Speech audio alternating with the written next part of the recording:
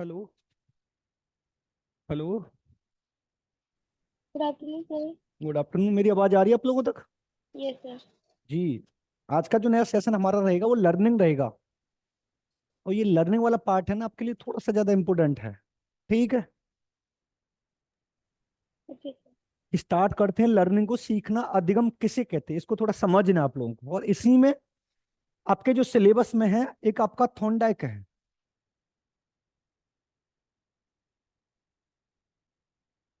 एक आपका पावलव है, और एक आपका स्किनर है। फिर उसके बाद हम पढ़ेंगे बाइगोस्की, यानी सामाजिक वाले को, बाइगोस्की वाले को पढ़ेंगे।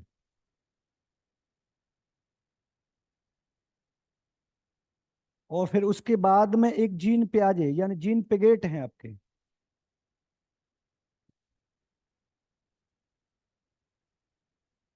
इन पांच को डिस्कस करने के लिए सीखना में, ठीक है। सभी लोग आ जाइए। सबसे पहले हमें ये देखना है कि जो हमारी लर्निंग है, हमारा जो सीखना है, वो होता क्या है, कहते किसे हैं, कब से प्रारंभ होगा, कहाँ तक चलेगा। ठीक है, समझना है। अगर मैं सबसे पहले आपसे ये वाली बात बोलूं कि जो हमारा सीखना है वो प्रारंभ कहाँ से होगा,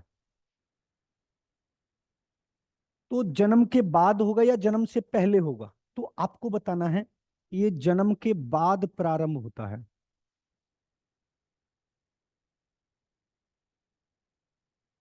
जन्म के बाद प्रारंभ होकर कहां तक चलता है, तो आपको बता देना मृत्यु पर्यंत, यानी जीवन पर्यंत,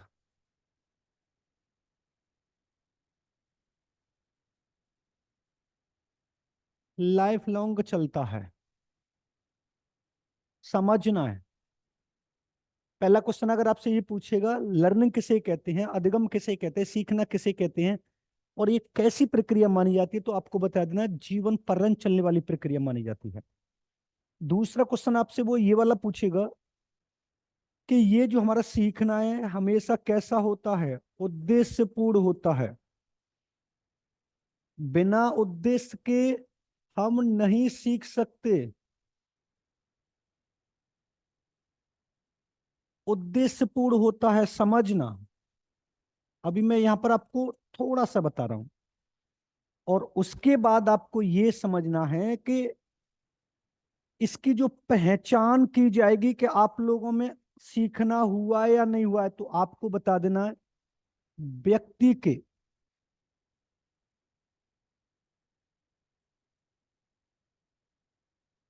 व्यवहार में।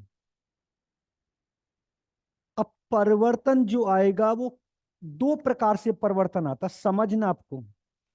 एक आएगा स्टेबल यानी स्थायी, और एक आएगा अस्थायी, अनस्टेबल।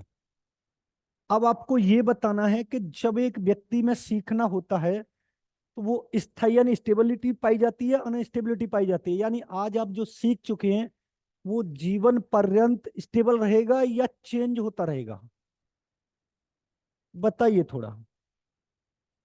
सीखना को, कॉन्सेप्ट को क्लियर होना बहुत जरूरी है। बताइए क्या होगा। अगर मान लीजिए आप सीख चुके हैं तो आपकी पहचान व्यवहार में परिवर्तन से होगी, यानी आपका बिहेवियर चेंज हो जाएगा।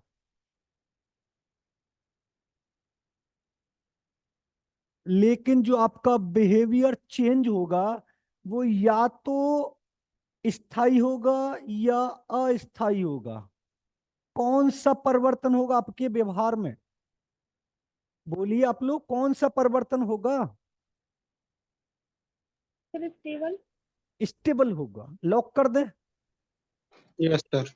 जी, समझना कैसा होगा, स्थायी होगा। अब आपको समझना क्या है, मैं आपको समझाने की कोशिश क्या कर रहा हूं। मान लीजिए आपके व्यवहार में जो स्थायी परिवर्तन आता है हम उसको क्या बोलते हैं, तो आपको बता देना लर्निंग बोलते हैं, यानी सीखना बोलते हैं। एग्जाम्पल के तौर पर अगर मैं आपको ये वाली बात बोलूं, आज मैंने आपको बताया है कि जो अधिगम है हमारा, जो सीखना है, वो कहां से प्रारंभ हो रहा है, जन्म के बाद, यानी आफ्टर बर्थ प्रारंभ हो रहा है। अगर आज आपने ये पूरे तरीके से याद कर लिया कि जब एक व्यक्ति में सीखना प्रारंभ होता है तो वो जन्म के बाद प्रारंभ होता है, तो क्या ये कल चेंज हो जाएगा या जीवन पर्यंत ही जन्म के बाद प्रारंभ होगा? तो आप ये कहेंगे सर आज जो पढ़ा है वो हमेशा ऐसा ही रहेगा। यानी अगर आज आपने पढ़ लिया कि जो व्यक्ति के व्यवहार में जो स्थायी परिवर्तन आता है उसे हम क्या बोलते हैं, सीखना बोलते हैं, तो ये जीवन पर्यंत यानी लाइफ लॉन्ग रहेगा। जब तक आपको याद रहेगा तब तक आप यही बताएंगे कि जो व्यक्ति में सीखना होता है वो कब से प्रारंभ होता है, जन्म के बाद प्रारंभ होता है। तो अगर आपसे ये क्वेश्चन पूछे जाओ, देख लेना प्रीवियस पेपर में पूछा भी गया है कि अगर उसने पूछा कि अधिगम यानी लर्निंग किसे कहते हैं, बस ये है। तो एक ऑप्शन में होगा व्यवहार में, व्यवहार में या तो स्थायी शब्द होगा जिसको स्टेबल बोलते हैं, या फिर वांछित होगा। वांछित परिवर्तन को भी हम स्टेबिलिटी बोलते हैं। स्टेबल जो होता है यानी जब किसी व्यक्ति के व्यवहार में स्थायी परिवर्तन आ जाता है, वांछित परिवर्तन जो स्टेबल होता है, उसको क्या कहते हैं, सीखना कहते हैं। क्या कहते हैं, सीखना कहते हैं। समझ में आया? दूसरा मैंने यहां पर पॉइंट ये लिखा है कि ये उद्देश्यपूर्ण होगा या बिना उद्देश्य के होगा। तो जब भी हम कुछ ना कुछ सीखते हैं तो हमारे दिमाग में एक एम सेट हो जाता है कि हम उसको ध्यान में रखकर सीख रहे हैं।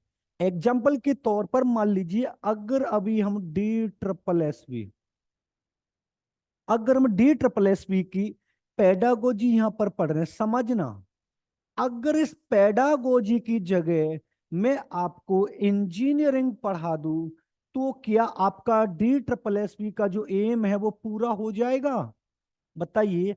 अभी आपको क्या पढ़ना, DSSB की पेडागोजी, और इस पेडागोजी की जगह मैं आपको क्या पढ़ा दूं, इंजीनियरिंग पढ़ा दूं। कौन सी, इलेक्ट्रॉनिक्स वाली इंजीनियरिंग पढ़ा दूं। तो जो आपने DSSB का जो एम बना रखा है क्या वो पूरा होगा? क्या आप उसकी प्राप्ति कर सकते हैं? No sir. बताइए। नहीं कर सकते, क्योंकि आपने जो उद्देश्य भी बनाया है वो किसको पढ़ने के लिए बनाया है, पेडागोजी को। और इसकी जगह आपको अभी पढ़ाया क्या जा रहा है, इंजीनियरिंग। तो क्या आप उद्देश्य को पूर्ण कर सकते हैं? क्या आप उसको सीख सकते हैं? आप क्लास से बिल्कुल हट जाएंगे कि हम तो इसको पढ़ने आए ही नहीं थे। तो हमेशा सीखना कैसा होता है हमारा, उद्देश्य पूर्ण होता है। कैसा होता है, उद्देश्य पूर्ण होता है। तीन चीजों को याद रखें। सीखना जो होता है वो लाइफ लॉन्ग प्रोसेस कहलाता है। दूसरा जो लर्निंग होता है वो उद्देश्य पूर्ण होता है। और तीसरा, अगर आप लोग सीख जाएंगे तो आपके बिहेवियर में जो परिवर्तन आएगा वो कैसा आएगा, स्टेबल आएगा, बिल्कुल स्थायी आएगा, जिसको हम वांछित बोलते हैं। तो यहां तक अगर आपको कोई क्वेरी है तो आप पूछ सकते हैं।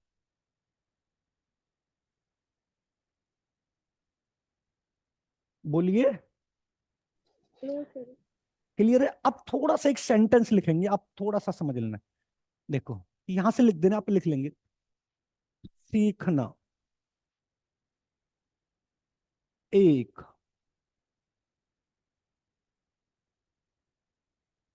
लाइफ लॉन्ग प्रोसेस होती है।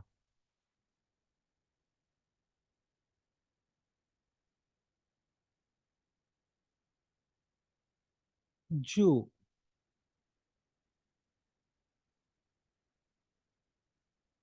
जीवन के बाद यानी आफ्टर बर्थ प्रारंभ होकर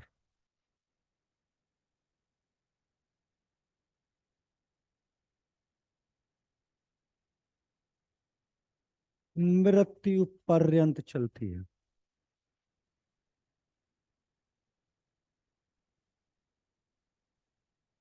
जब एक व्यक्ति यानी एक पर्सन अदर पर्सन के संपर्क यानी कांटेक्ट में आता है,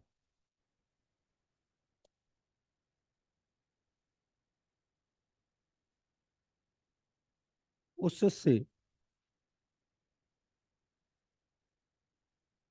कुछ न कुछ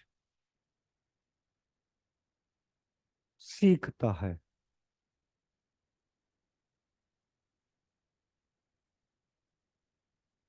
अतः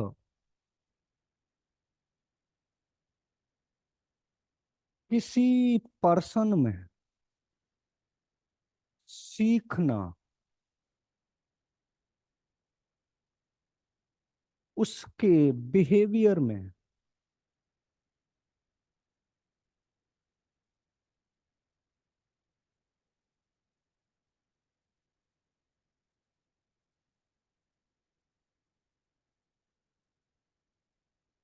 स्थायी या वांछित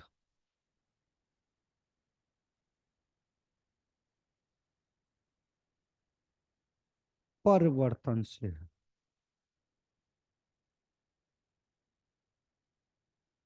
यहां तक अगर आपको कोई डाउट हो तो आप पूछ सकते हैं। अगर मान लीजिए जैसे ही आप घर से निकलते हैं, जैसे ही घर से आप निकलेंगे तो शाम तक जब आप घर से वापस आएंगे, बहुत सारे लोगों से आपका संपर्क हुआ, कांटेक्ट को, बहुत से लोगों से आप बात भी करोगे।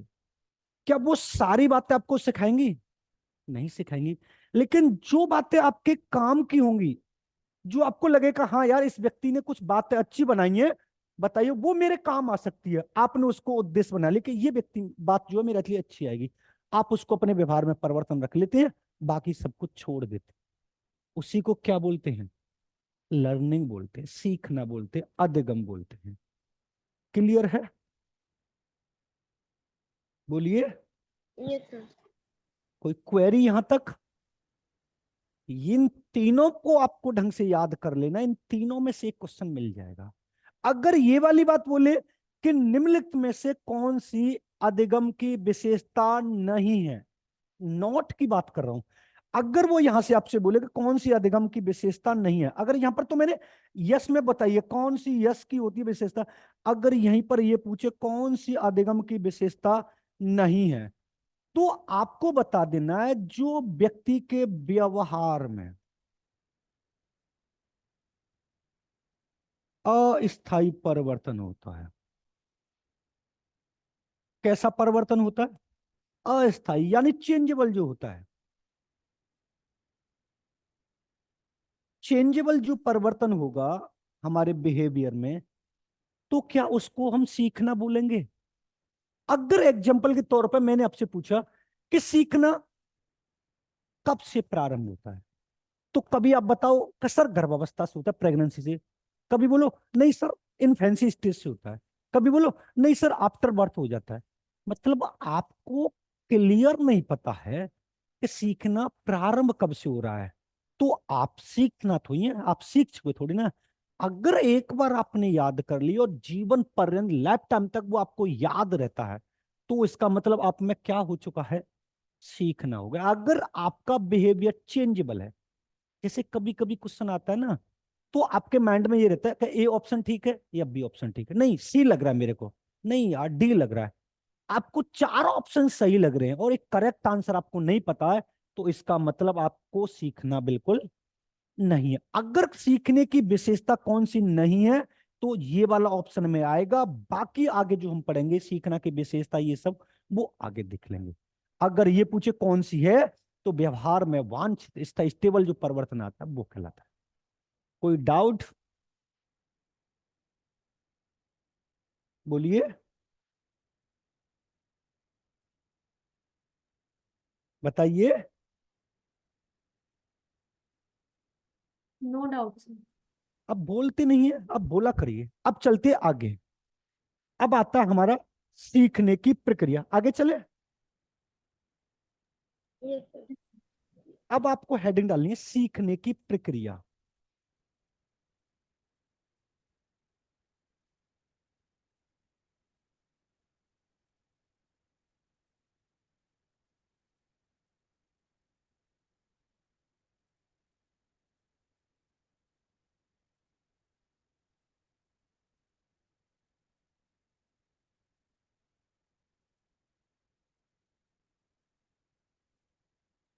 देखो, अब वो यहां पर आपसे किसी के अकॉर्डिंग पूछेगा कि बी एस ब्लूम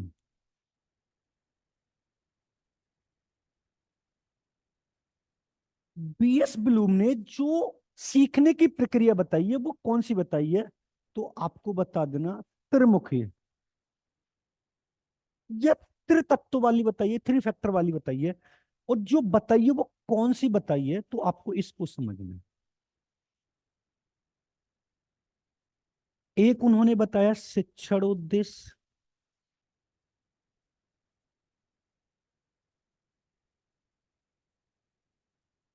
जिसको टीचिंग एम बोलते हैं। आप नोट डाउन करना, फिर समझा रहा हूं। दूसरा उन्होंने बताया है अधिगम अनुभव,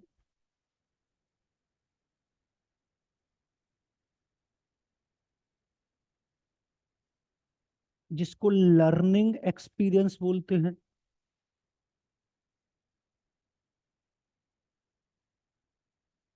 और तीसरा जो उन्होंने बताया वो बताया है व्यवहार परिवर्तन।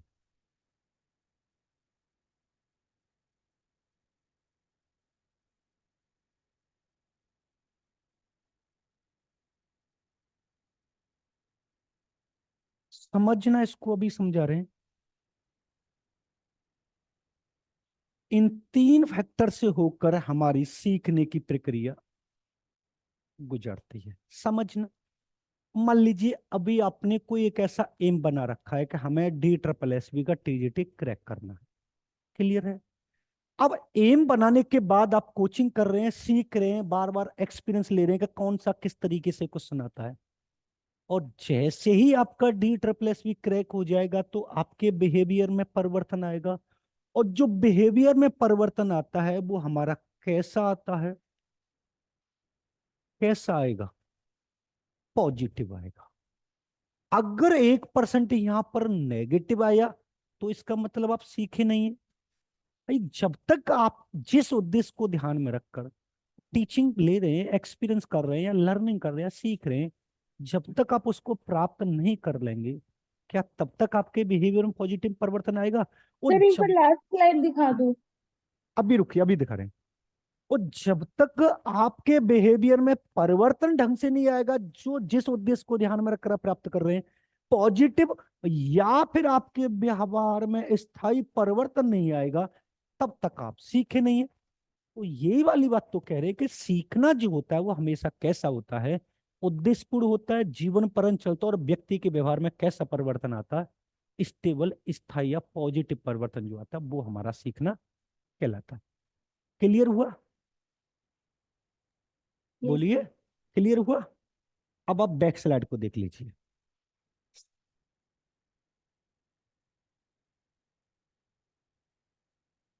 हो गया डन सर। जी?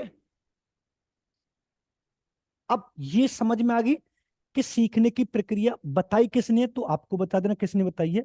बीएस ब्लूम ने बताई है। क्लियर है? ब्लूम की टैक्सोनॉमी शायद सीटेट में आती है, आपने पढ़ी भी होगी। ठीक है। अब उसके बाद हमारा जो नेक्स्ट आता है वो आती है हमारी सीखने की विशेषताएं।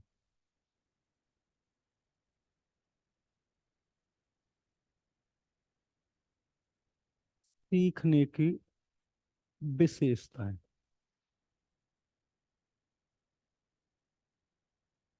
समझना। अब सीखने की विशेषता होती कौन कौन सी है, पहले मैं इनको नोट डाउन कर दे रहा हूं, फिर आपके पास समझाऊंगा। पहला, अगर मैं आपसे बोलूं सीखना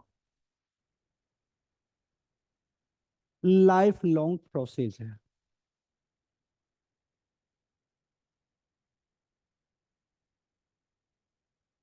दूसरा, मैं से आपसे बोलूं सीखना सार्वभौमिक। सार्वभौमिक जानते हैं आप लोग? यूनिवर्सल, सार्वभौमिक प्रक्रिया।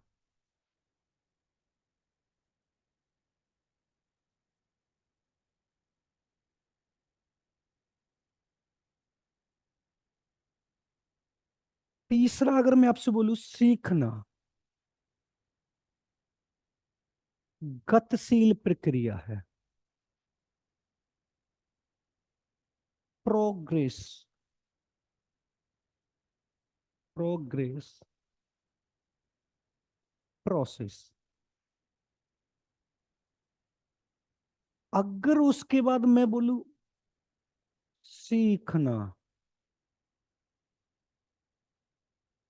विकासात्मक प्रक्रिया, ये तो डेवलपमेंट आप जानते होंगे।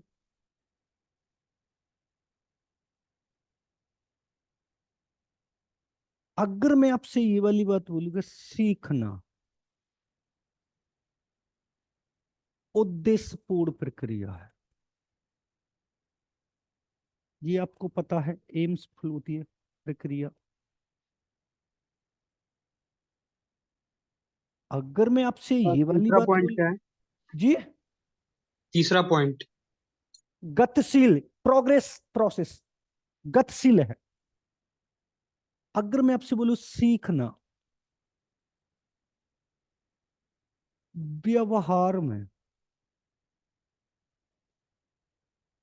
स्टेबल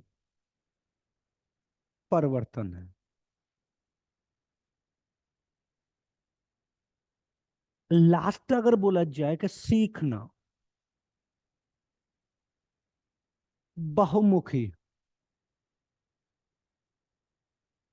मल्टीपल प्रोसेस है।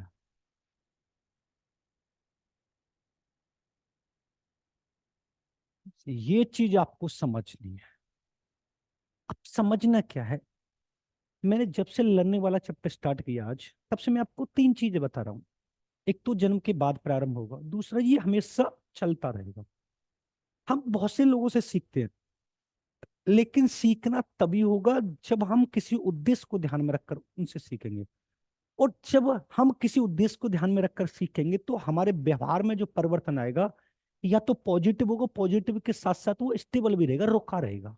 ऐसा नहीं कि आज हमने सीख लिया और कल चेंज हो गया, वो ऐसा बिल्कुल नहीं होने वाला। ये वाली बात आपको समझ में आनी चाहिए। उसके बाद मैंने आपको बताया कि जीवन परंचल सार्वभौमिक का मतलब, जब भी सार्वभौमिक की बात आए तो हमारे पूरे शरीर से संबंधित, जीवन के प्रत्येक पहलू पर जितने व्यक्तियों से हम संपर्क में आएंगे उससे कुछ न कुछ सीखेंगे, वो हमारा सीखना कहलाता है सार्वभौमिक यूनिवर्सल। जरूरी ये भी हो सकता है कि अगर मान लीजिए आप रात को सो रहे हैं और 1 बजे किसी की कॉल आ जाती है, तो उस टाइम भी किसी न किसी कारणवश कॉल आई होगी, तो उसमें से भी आप ये सोच सकते हो कि इसमें से कुछ न कुछ तो सीखने वाली बात है। आपको ये समझना है कि जो हमारा लाइफ है, हमारी जो जीवन है, उसके प्रत्येक पहलू पर, जितने भी हमारे पहलू हैं, जितने भी हमारा टाइम है, उस हर एक टाइम में हमें कुछ न कुछ सीखने को मिल रहा है। अब वो डिपेंड हमारे ऊपर करता है कि जिसको हम सीख रहे हैं वो क्या हमारे काम में आएगा। जब हमारे काम में आएगा तो इसका मतलब हम उसको उद्देश्य बनेगा, जो काम में नहीं आएगा तो इधर कान से सुनेंगे और इधर से निकाल देंगे। भाई बहुत सारी बातें तो हमें ऐसी सुनने को मिलती है जिनसे हमारा कोई लेना देना नहीं है, तो क्या हम उनको स्टेबल करके रखते हैं? बिल्कुल नहीं रखते। लेकिन जो हमारे काम वाली बातें होती हैं, जो हमारे अच्छे काम में आने वाली हैं, जो हमारे हित के लिए है, जो हमारा लाभ पहुंचाती, प्रॉफिट करती है, वो उनको हम स्टोर करके रखते हैं। क्लियर बात है? गतिशील प्रक्रिया का मतलब ये होता है कि आज हमने जो सीखा है उसको जीवन पर्यंत नहीं सीखेंगे, उससे आगे भी तो सीखना है। जो आज सीख लिया उसी पे डिपेंड नहीं रहना है, कल कुछ और नया सीखेंगे, लेकिन आज जो सीखा है वो भी स्टेबल रहेगा, और उससे बेटर और कल भी सीखेंगे, तो ये भी ठीक रहेगा। ये वाली बात समझ, प्रोग्रेस विकासात्मक प्रक्रिया है। मान लीजिए एक एग्जांपल के तौर पे मैं आपसे ये वाली बात बोलता हूँ।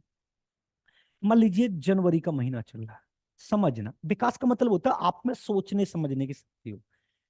जनवरी का मंथ चल रहा है और आप आइसक्रीम खाते हैं इतनी ठंड में, और आपके पापा जी मना कर दे कि बेटे ठंड में आइसक्रीम नहीं खाते हैं, आपके शरीर को नुकसान पहुंचेगा, आपकी तबीयत खराब होगी। तो आप में ये समझ शक्ति का विकास हुआ ना कि आइसक्रीम हमेशा गर्मियों में खाई जाती है। दूसरी बात, अगर आपसे पापा जी आपसे ये वाली बात बोलते कि बेटा जितना आप अच्छी से मेहनत करोगे उतना आपकी जिंदगी आसान होती जाएगी, और जितना आप कम मेहनत करोगे उतना जिंदगी आपकी कठिन होती जाएगी, तो विकासात्मक आपको सीखने का मौका मिल रहा है ना, सीखने का मौका मिल रहा है। दूसरा उद्देश्यपूर्ण, मैंने आपको बता दिया, बिना उद्देश्य के तो आप सीख ही नहीं सकते। व्यवहार में स्टेबल परिवर्तन, ये वाली बात ठीक है। बहुमुखी प्रक्रिया, बहुमुखी का मतलब क्या होता है समझना। मान लीजिए ये एक व्यक्ति है, अब ये व्यक्ति को ये भी व्यक्ति सिखा रहा है, ये भी सिखा रहा है, ये भी सिखा रहा है, और ये भी सिखा रहा है, ये भी सिखा रहा है, ये भी सिखा रहा है, ये भी सिखा रहा है, ये भी सिखा रहा है। यानी ये जितने लोग उसके संपर्क में आएगा उससे कुछ ना कुछ सीखेगा।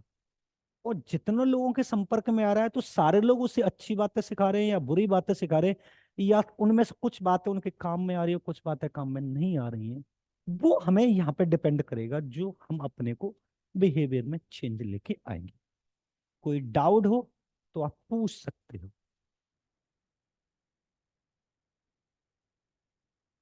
बोलिए।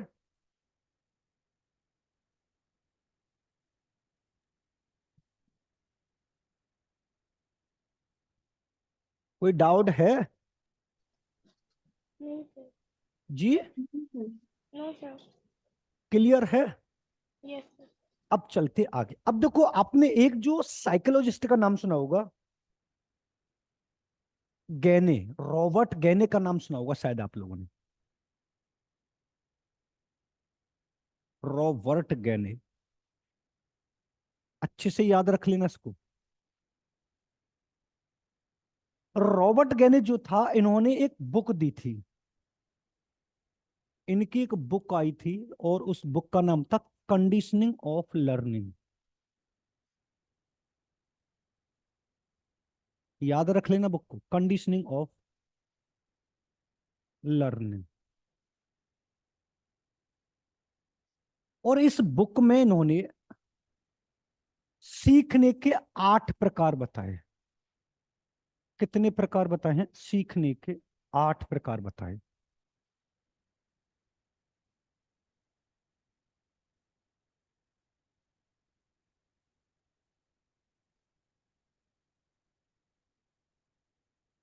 अगर आपसे ये पूछा जाए कि गैने की बुक का क्या नाम है, तो आप बता देना कंडीशनिंग ऑफ लर्निंग। कितने प्रकार बताए? 8। पहले मैं नोट डाउन कर दे रहा हूं, उसके बाद आप पढ़ना उनको, सीखना।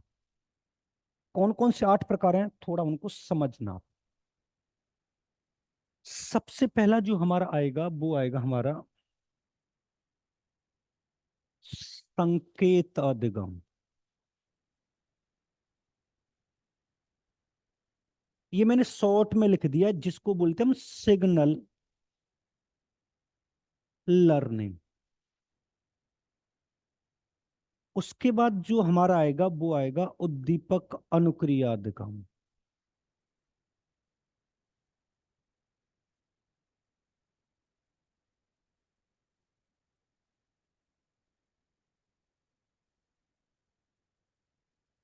इसको बोलते हैं हम स्टिमुलस रेस्पॉन्स लर्निंग। उसके बाद थर्ड नंबर पर जो आएगा वो आएगा हमारा श्रृंखला अधिगम।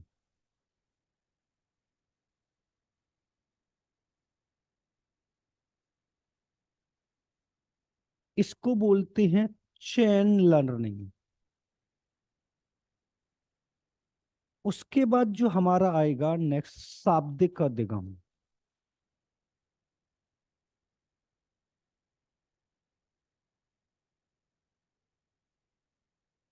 ये होगा हमारा वर्बल लर्निंग। उसके बाद हमारा होगा विभेदात्मक अधिगम।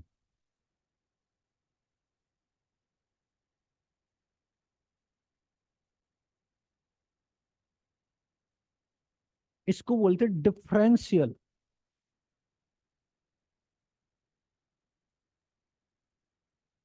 लर्निंग। उसके बाद जो हमारा होगा वो होगा संप्रत्य अधिगम।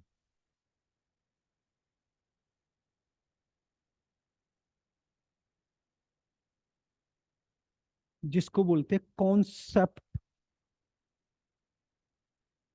लर्निंग। कितने हो गए हमारे? 1 2 3 4 5 6। फिर उसके बाद जो हमारा होगा वो होगा सिद्धांत अधिगम।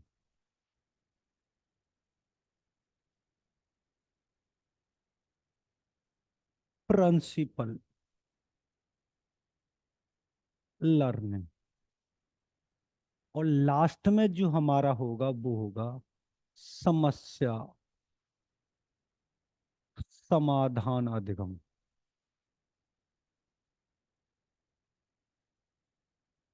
जिसको बोलते हैं प्रॉब्लम सॉल्विंग, लर्निंग। देखो समझना थोड़ा इसको आप लोग। पहला हमारा कौन सा है, ये है। सेकंड नंबर पे कौन सा, ये है। थर्ड नंबर पे ये है। फोर्थ पे ये है।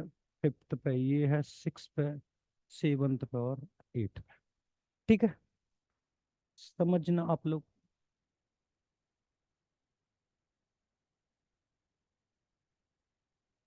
अब ये जो हमारा होता है इसको लो स्टेज बोला जाता है, लो लेवल। इसको जो बोला जाता है वो बोला जाता है हाई लेवल। ठीक है, ये जो तीनों जो होते हैं ना, ये किसके अंतर्गत रखे जाते हैं तो आपको बता देना है। ये व्यवहारवाद के अंतर्गत रखे जाते हैं, अभी जो हम आगे पढ़ेंगे। व्यवहारवादी यानी बिहेवियरिज्म।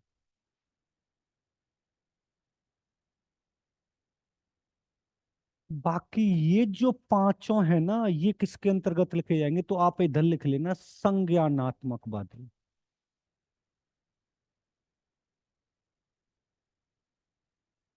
इसको बोलते हैं कॉग्निटिज्म।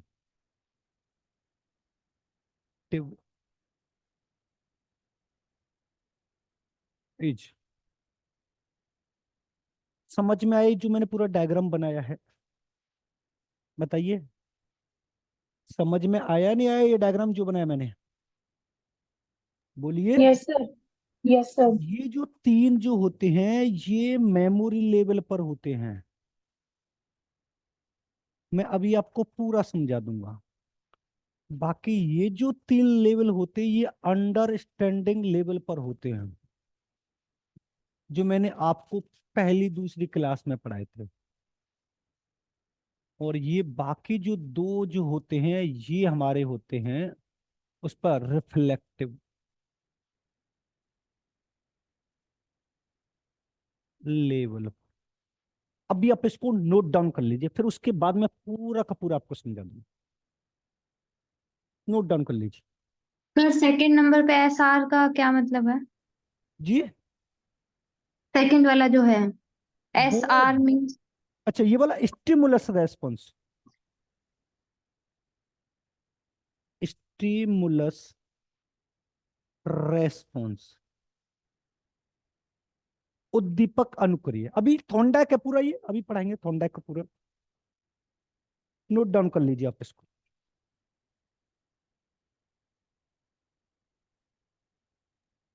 सर जो ये लर्निंग के टाइप है ये ज्ञानी के अकॉर्डिंग है। जी अकॉर्डिंग टू गैने। ये गैनी ने एक पुस्तक लिखे थे कंडीशनिंग ऑफ लर्निंग। उस लर्निंग कंडीशन लर्निंग में कितने प्रकार उन्होंने बताए हैं। एक तो ये आपको बहुत अच्छे तरीके से याद रखना है, कितने प्रकार बताए उन्होंने, 8। अब 8 जो चलते हैं ये बच्चा जब हम सीखता है ना, जब बच्चे का जन्म होगा, जन्म के बाद वो जब एडोलसेंस स्टेज में पहुंचेगा तो इन स्टेपों से होकर गुजरेगा अकॉर्डिंग टू रॉबर्ट गैगने। रॉबर्ट गैगने ऐसे बोल सकते हैं।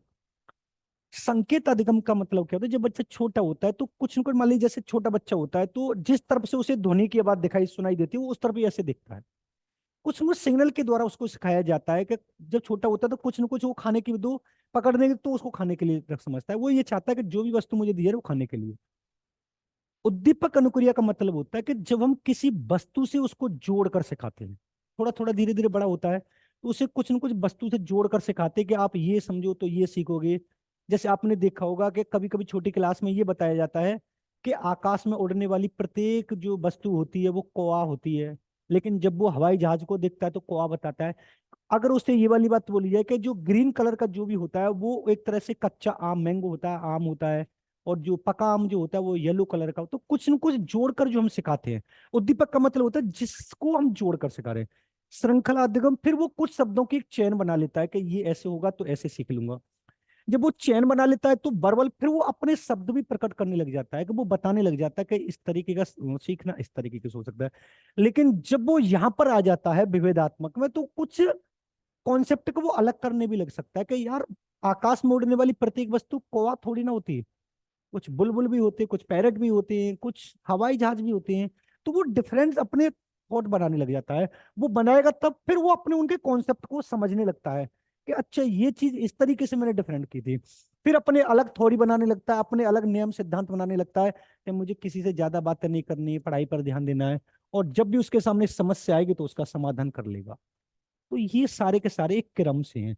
और आपसे ये भी पूछ सकता है कि गहने का सही क्रम कौन सा है, तो आप इधर से चलेंगे यहां से, जो मैंने नंबर भी डाल दिए। कभी कभी गहने के सही क्रम लगाइए तो आपको ये भी ध्यान रखना है। अब ये भी पूछेगा गहने का जो लो लेवल यानी निम्न स्तर किसको माना गया, तो आप किसको बताएंगे? सिग्नल लर्निंग को बताएंगे। हाई लेवल किसको मानेगा? प्रॉब्लम सॉल्विंग को। अब आपसे ये पूछा जाए कि निम्नलिखित में से कौन सा व्यवहारवाद के अंतर्गत नहीं आता है, तो हो सकता है यहां से एक ले ले और यहां से तीन ले ले। क्योंकि ये तीन जो होते हैं, संकेत, अधिगम, उद्दीपक, अनुक्रिया, श्रृंखला, ये तीनों बिहेवियरिज्म के बाद आते हैं, व्यवहारवादी के अंतर्गत आते हैं। और बाकी पांच जो है वो किसके अंतर्गत आते हैं? संज्ञानात्मकवादी के। लेकिन यहाँ में से ये तीन जो होते हैं, ये स्मृति स्तर पर बल देते हैं यानी, और ये बोध स्तर पर बल देते हैं। और ये बाकी दो है वो किस पर दे रहे हैं? चिंतन स्तर यानी रिफ्लेक्टिव लेवल पर बल दे रहे हैं। अगर ये पूछे गहने की पुस्तक का क्या नाम है, तो आप बताएंगे कंडीशनिंग ऑफ लर्निंग इनकी पुस्तक का नाम है। अगर कोई क्वेरी हो तो आप पूछ सकते हैं। सर ये उद्दीपक क्या होता है? उद्दीपक स्टिमुलस बोलते हैं, एसआर थोड़ी बताए तो है, अभी पढ़ाएंगे। उद्दीपक जिसको हम प्राप्त करना चाहते हैं, अभी आपके लिए उद्दीपक जो है ना वो डी ट्रिपल एस पी है। अब डी ट्रिपल एस भी आपके लिए उद्दीपक है, उसको देखकर आप रेस्पॉन्स यानी अनुक्रिया कर रहे हैं। बिल्ली की थोड़ी पढ़ी है आप लोगों ने, कैट वाली, थॉर्नडाइक वाली? अभी यस सर। हाँ, अब मान लीजिए देखो, मैं अभी थोड़ा सा बताऊंगा यहाँ पर, बाकी आगे डिटेल में पढ़ेंगे हम। मान लीजिए जैसे एक ये पिंजड़ा होता है, ये वाला जो पिंजड़ा है, और इस पिंजड़े में बिल्ली बंद है। अब बिल्ली यहां पर बंद है, ये वाला,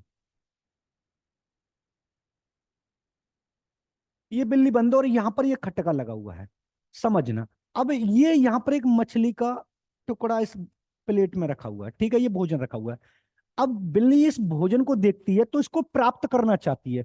अब ये जो भोजन है ना उसके लिए स्टिमुलस है, उद्दीपक है। अब इसको प्राप्त करने के लिए इसमें वो उछल कूद करेगी। अब ये उछल कूद कर रही है तो रेस्पॉन्स कर रही है, अनुक्रिया कर रही है, किसके लिए? वो इसको प्राप्त कर ले। तो ऐसे ही यहाँ पर उसको कुछ वस्तु दिखाई जाती है तो उसको प्राप्त करने के लिए वो उछल कूद इधर से उधर करता है, वो स्टिमुलस कहलाता है। अब आपके लिए क्या है? तो आपको अगर बोला जाए तो आपके लिए जो स्टिमुलस है वो डी ट्रिपल एस भी है। क्या है?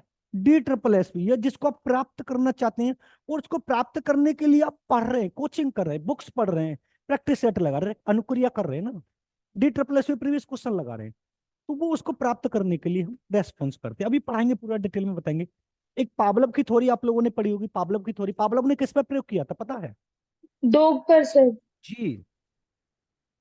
अब पावलोव की थ्योरी कैसी थी? उन्होंने एक जो अस्वाभाविक उद्दीपक था ना, उसकी जगह एक स्वाभाविक उद्दीपक को प्रयोग कर दिया। अनकंडीशनल स्टिमुलस की जगह कंडीशनल स्टिमुलस को लेके आए थे। तो उसको ही पढ़ाएंगे, जो स्लाइव आता है, लार जो आती है, उसको ही पढ़ाएंगे। आपके में सिलेबस में तीन क्वेश्चन पूछ रहा है, तीनों से पूछ रहा है, थॉर्नडाइक से, स्किनर से और पावलोव से।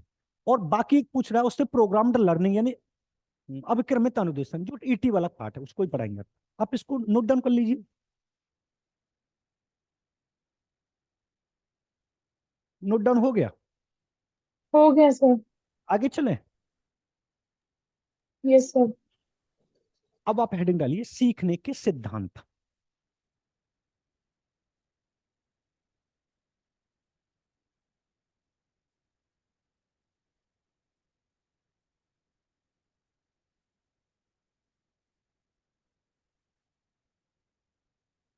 सीखने के सिद्धांत आप लोगों ने पढ़े हैं? कितने भागों में बांटा गया है? थोड़ा बहुत आइडिया कुछ पढ़ा हो आप लोगों ने? जो थ्योरीज ऑफ लर्निंग है हमारी, कितने हो सकते हैं सीखने के सिद्धांत?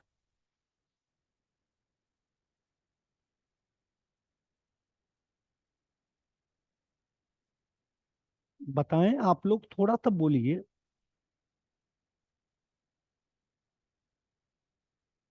सीखने के सिद्धांत कितने हो सकते हैं? नहीं बोलो, मैं बता दूं। सीखने के सिद्धांतों को दो भागों में बांटा गया। कितने भागों में बांटा गया? दो भागों में। अब इसको समझना आपको कौन कौन से दो भाग। सबसे पहला जो होता है वो होता है हमारा व्यवहारवादी।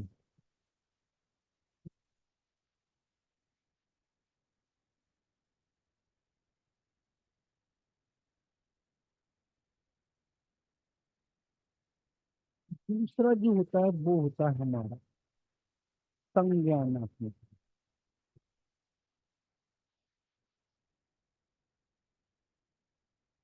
पढ़े हैं ये?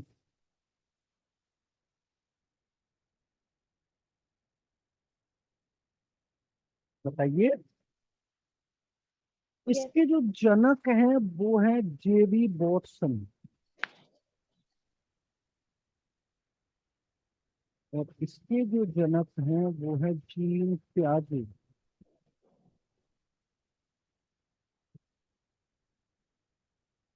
अब थोड़ा मैं आपको समझाने की कोशिश ये कर रहा हूं कि मान लीजिए ये जो व्यवहारवाद है ना, ये मुख्य रूप से किस पर फोर्स करता है, बल किस पर देता है, तो आपको बता देना है स्टिमुलस रेस्पॉन्स।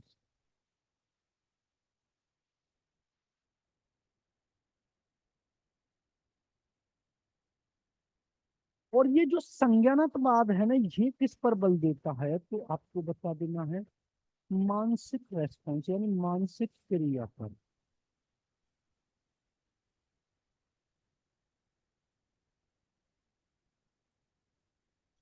सर समझ? इसमें सिर्फ दो ही आते हैं जो जैसे सोशल वाली है, वो भी इसी के अंदर आती है क्या? कौन कौन? Social learning theory. सामाजिक वाले, सोशल वाले जो बैगोस्की हैं। Yes sir. अभी थोड़ा सा वेट करिए, सब पढ़ रहा हूँ, तब आपको पूरे क्वेश्चन क्लियर हो जाएंगे। अभी मैं पूरा बता दे रहा हूँ, अब समझिए। अब इसमें मान लीजिए व्यवहारवाद के अंतर्गत कौन कौन से आते हैं उसको देखते हैं।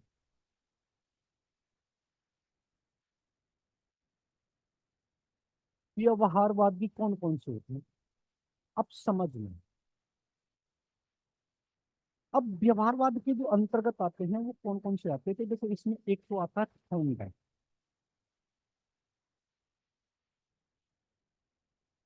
एक जो आता है वो आता है स्किनर, एक जो आता है वो आता है पावलर, एक जो आता है वो आता है हल, एक जो आता है वो आता है गुथरी, और एक जो आता है वो आता है बॉक्स। ये किसमें आते हैं, व्यवहारवाद के अंतर्गत आते हैं। लेकिन जब हम सेकंड नंबर की बात करते हैं वो कौन सा, हमारा संज्ञानात्मक वाद।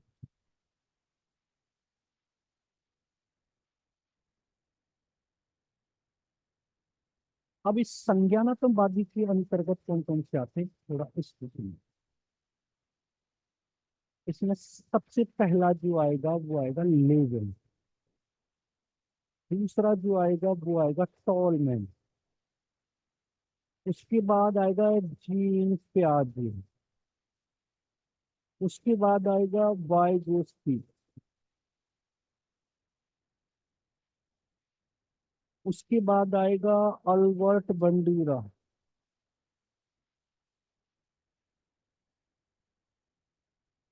उसके बाद आएगा गेस्टाल्टवाद। नाम सुना है गेस्टाल्टवाद का? इनसाइट थ्योरी जिसको बोलते हैं। उसके बाद आएगा चॉमस्की, और उसके बाद आएगा एरिक्सन, और एक लास्ट में है कोहलबर्ग।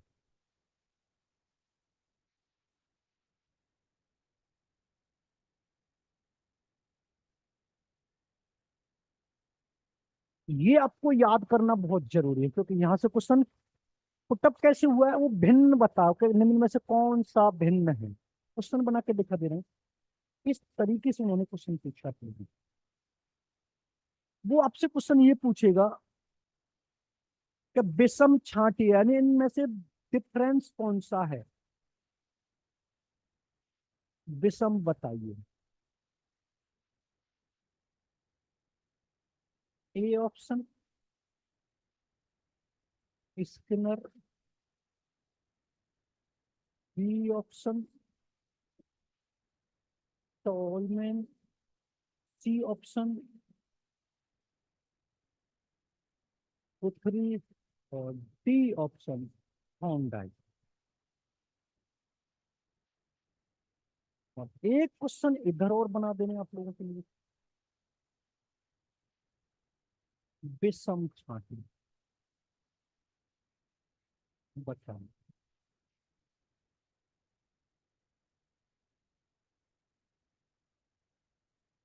ए ऑप्शन पावलव, बी ऑप्शन प्याजे, C option Kohlberg, D option Erikson. ऐसे क्वेश्चन पुटअप होगा आप लोगों से एक, ये समझना आपको जरूर। अगर इस वाले का आंसर की बात करें तो कौन सा होगा, इस वाले का बी। कौन सा, बी। बी फॉर बॉय, ये वाला टॉलमैन लगा दें, ये वाला सही होगा। Yes sir. इस वाले की बात करें तो इसमें कौन सा होगा, बताइए। पावलो से, हाँ, पावलो। समझ में आ रहा है किस तरीके से क्वेश्चन पुटअप हो रहा है ये, समझ में आ रहा है किस तरीके से क्वेश्चन पुटअप कर रहा है ये। Yes sir. बस इतना आपको समझना।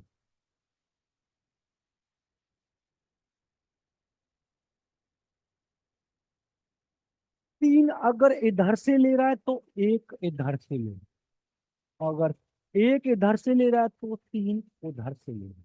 अगर ये वाली बात पूछे सीखने के सिद्धांत कितने हैं, तो आपको दो बताने। 99% बच्चों को तीन होते हैं। थॉर्नडाइक के जो नियम है, तत्परता का नियम, प्रभाव का नियम, अभ्यास का नियम, वो उन्हीं को बता देते हैं। अगर आपसे पूछे सीखने के सिद्धांत को कितने भागों में बांटा गया, तो आपके दिमाग में कौन सा आंसर आना चाहिए, तो कौन कौन से दो भाग। पहला है व्यवहारवादी यानी बिहेवियर, दूसरा संज्ञानात्मकवादी यानी कॉग्निटिव। अगर आपसे ये पूछिए व्यवहारवाद के जनक कौन है, तो आपको कौन बताने, कौन बताने। संज्ञानात्मकवादी के जनक कौन है, जीन त्यागी बताने। क्लियर है।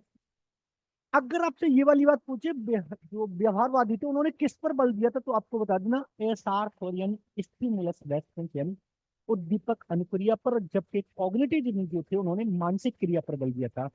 और ये जो कॉग्निटिव वाले बच्चे वो थे ना, साइकोलॉजिस्ट, ये मुख्य रूप से किस पर बल देते थे, तो आपको बता देना है समस्या, क्रिएटिविटी और अमूर्त चिंतन यानी abstract। अब ये जो तीनों चीज है वो हमारी बुद्धि पे तो डिपेंड करती है, हमारा मानसिक जो होता है वो बुद्धि पे तो डिपेंड होता है।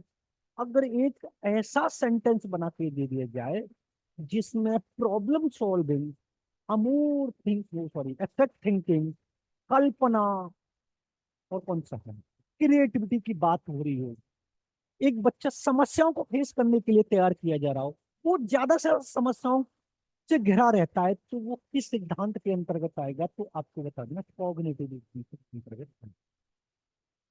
अगर आपको कोई भी ऐसी वस्तु दिखाकर आपसे क्रिया करवाई जाए, कहते हैं छोटे छोटे बच्चों से, अगर आप मान लीजिए आपने उनसे बोला कि मेरे लिए एक गिलास पानी लेके आ जाइए, आपको हम एक चॉकलेट देंगे, वो पानी लेके आ जाता है।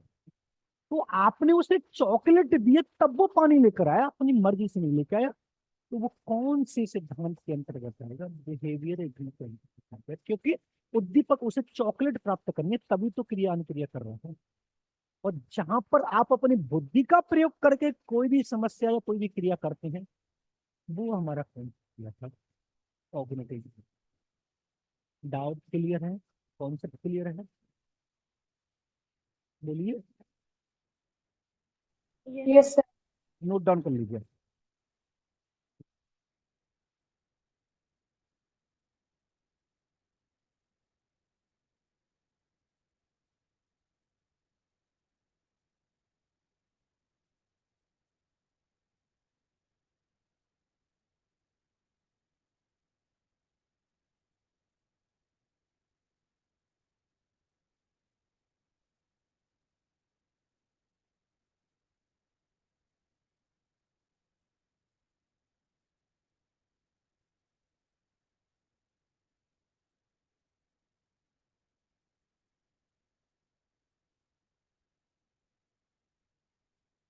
हो गया।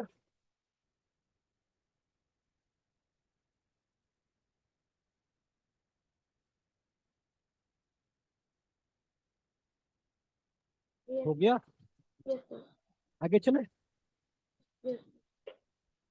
अब आप पहली हेडिंग डालेंगे व्यवहारवाद।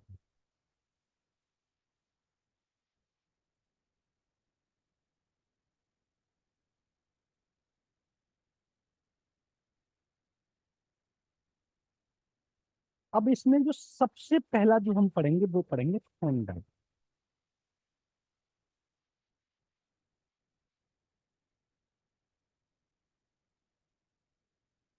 क्लियर है? समझना क्या है कि मान लीजिए थॉर्नडाइक अगर आपसे ये पूछे कि ये निवासी कहाँ के हैं, कहाँ के लगा दे निवासी, रेजिडेंस कहाँ का था इनका, कहाँ के रहने वाले थे, बताइए।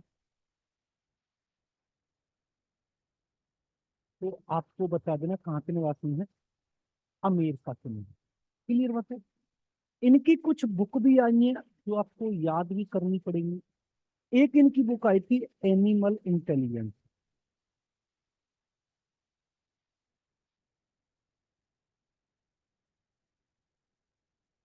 एक इनकी बुक आई थी एजुकेशन साइकोलॉजी,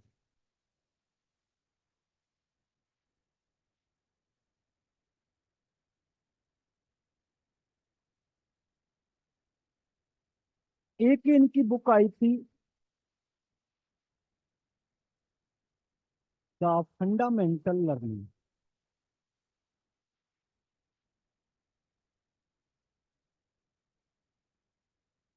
और एक और बुक थी इनकी द मेजरमेंट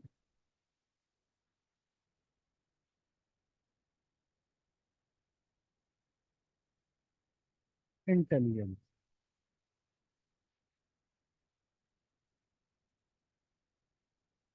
ये इनकी 4 बुक समझ में आ रहा है। अब इनके सिद्धांत कौन कौन से आपको समझिए। अगर हम इनके सिद्धांत की बात करते कि इनके सिद्धांत कौन कौन से थे तो आपको ये वाली बात करनी पड़ेगी कि इन्होंने जो थ्योरी दी है वो कौन कौन सी दी है, समझिए। पहली जो थ्योरी दी थी इन्होंने दी थी उद्दीपक अनुक्रिया का सिद्धांत।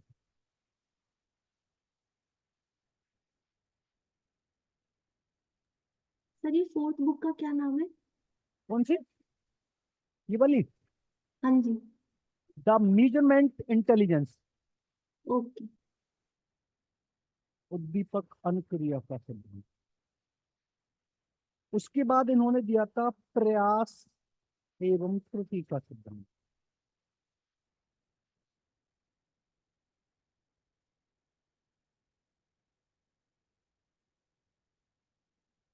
उसके बाद इन्होंने दिया था संबंधवाद का सिद्धांत।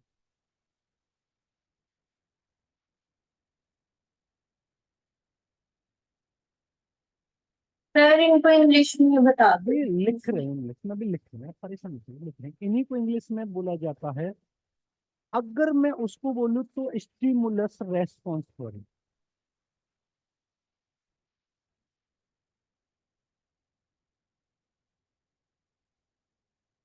जो आपसे सबसे ज्यादा पूछी जाती है कि SR थ्योरी किसने दी, तो आपके दिमाग में आना चाहिए किसने दी, थॉर्नडाइक ने।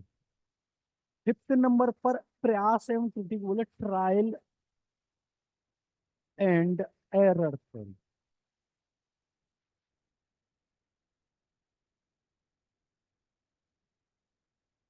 इसी को संबंधवाद को बोलते हैं बॉन्ड कंडीशनिंग।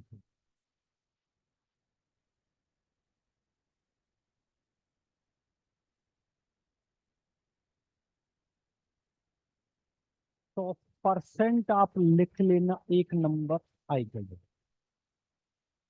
अब आपसे क्वेश्चन ये पूछा जाए कि मान लीजिए जो थॉर्नडाइक ने जो प्रयोग किया था वो किस पर किया था, तो आप किसका नाम बताएंगे?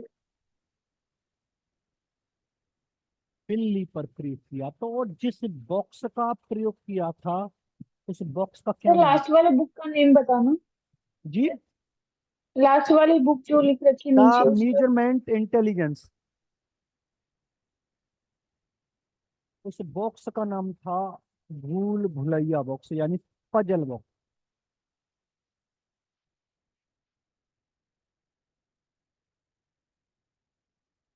नोट डाउन कर लीजिए, थोड़ा बात करते हैं फिर इसके बारे में।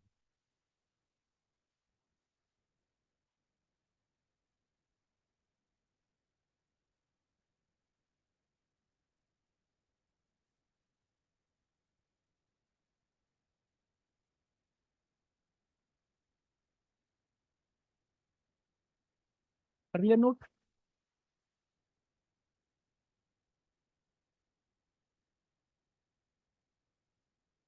अब मान लीजिए अगर हम बात करते हैं कि थॉर्नडाइक के कुछ फैक्ट क्या थे, यानी तत्व की बात कर लेते हैं, तत्व क्या हो सकते हैं।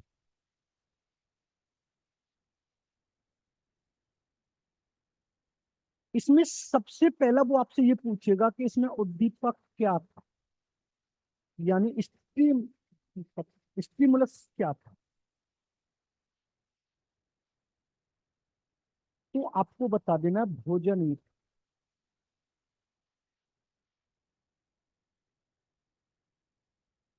दूसरा आपसे ये पूछ सकता है कि इसमें अनुक्रिया क्या था, रेस्पॉन्स की बात करें तो आपको बता देना बिल्ली का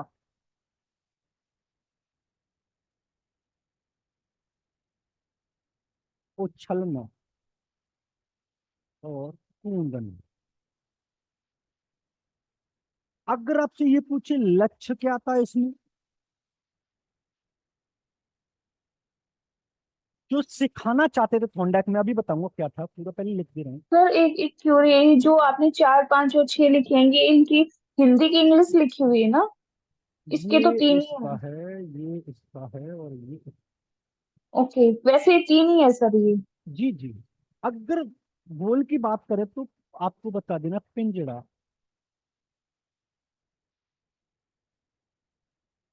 ये यानी बॉक्स था, पिंजड़े को खोल कर भोजन प्राप्त करेंगे।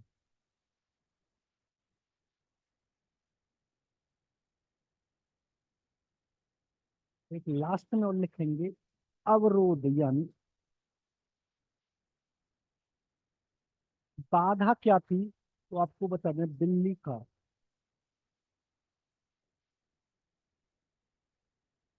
बॉक्स में बंद होना। अब भी इसको नोट डाउन कर लीजिए, पूरा डिटेल में आपको थोड़ा बताता हूँ क्या होता है।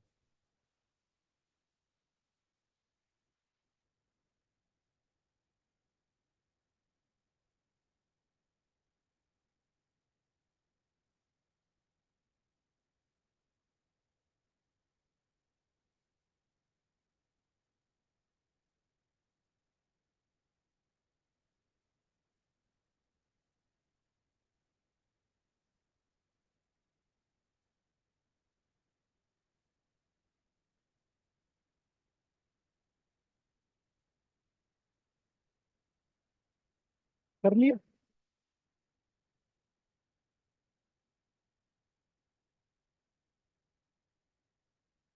हो गया?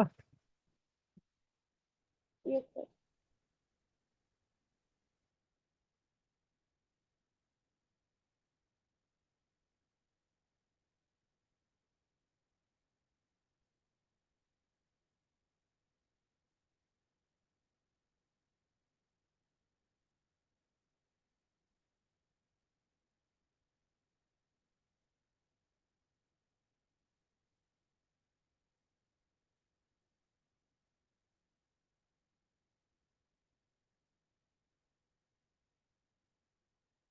हो गया?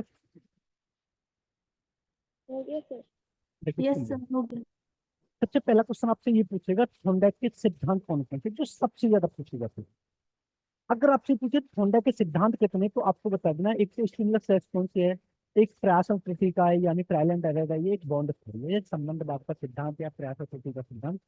या फिर आपको ये पूछ ले सकता है उद्दीपक अनुसूची। थोंडाइक निवासी कहाँ के थे, तो आप बता देना हम लोग।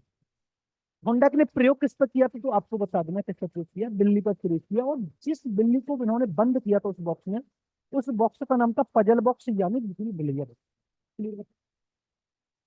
अगर इनकी पुस्तक की बात करें जो सबसे ज्यादा जो पूछी जाती है वो ये दो पूछी जाती है। और अगर ये पूछे कि एजुकेशनल साइकोलॉजी कब आई थी तो आपको बताया 1913 में आई थी। कब आई थी? 1913 में। क्लियर बात है? जो एक है फंडामेंटल लर्निंग, एक है करेंगे। अब उसके बाद ये जो मैंने तत्व इनके लिखे हैं तो उद्दीपक क्या है, अनुक्रिया क्या है, लक्ष्य क्या है, भोजन क्या है, इसको थोड़ा आप समझिए। मान लीजिए यहाँ पर है, ये पूरा का पूरा हमने एक बॉक्स बना लिया।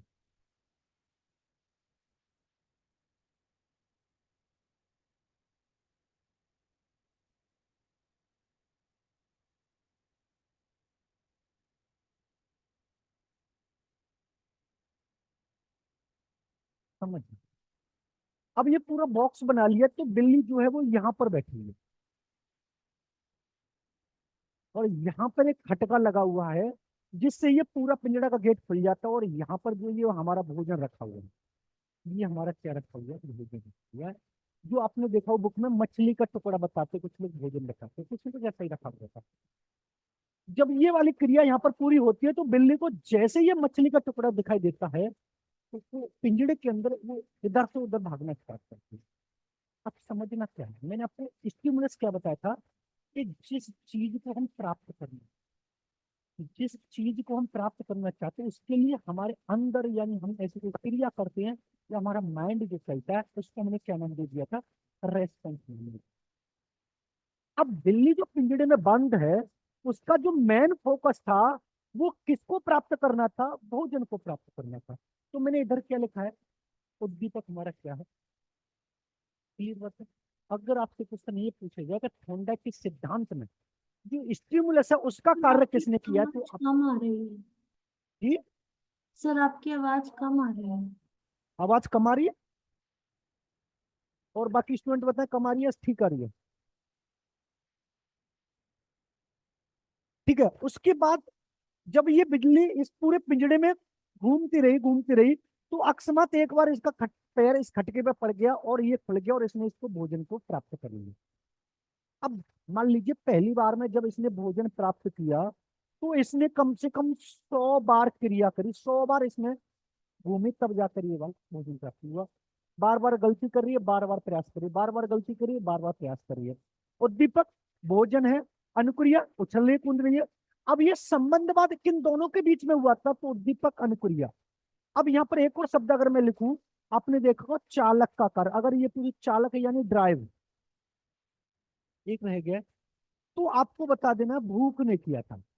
अब मान लीजिए अब बिल्ली इसमें भूखी है, अब उस भूख जो शांत है वो किससे होगी, इस भोजन से होगी। तो जो इस भूख को शांत करना है तो अनुक्रिया करनी पड़ेगी, अनुक्रिया करेंगे तो किसकी प्राप्ति होगी, भोजन। और भोजन को क्या नाम दे दिया, उद्दीपक नाम दिया। तो बार बार गलती करिए, बार बार उसको कर रहे हैं।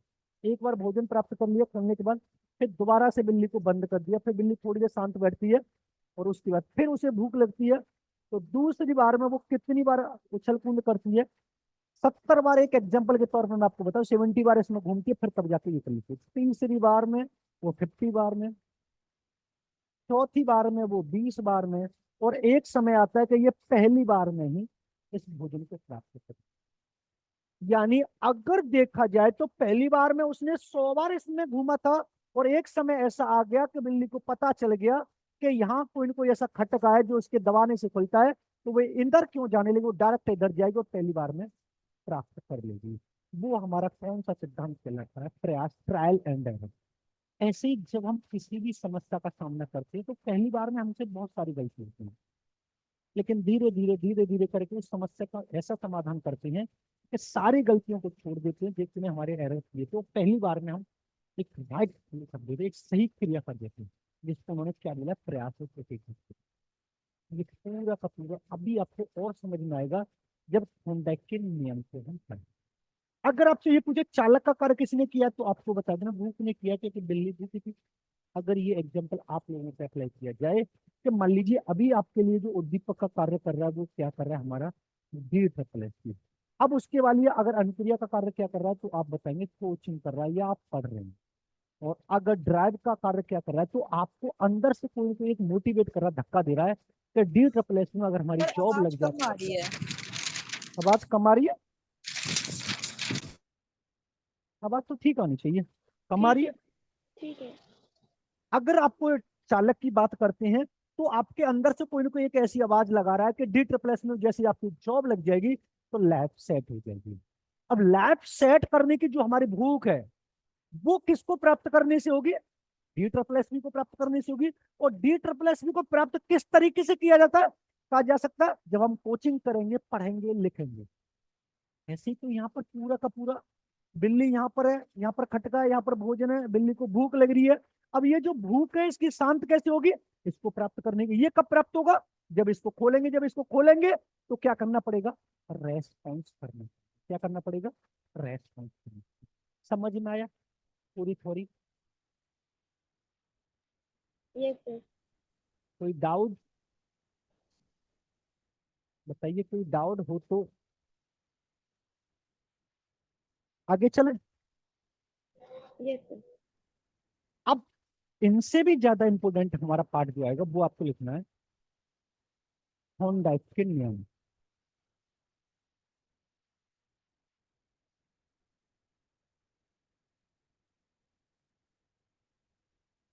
थॉर्नडाइक के नियम कितने हैं बता सकते हैं आप?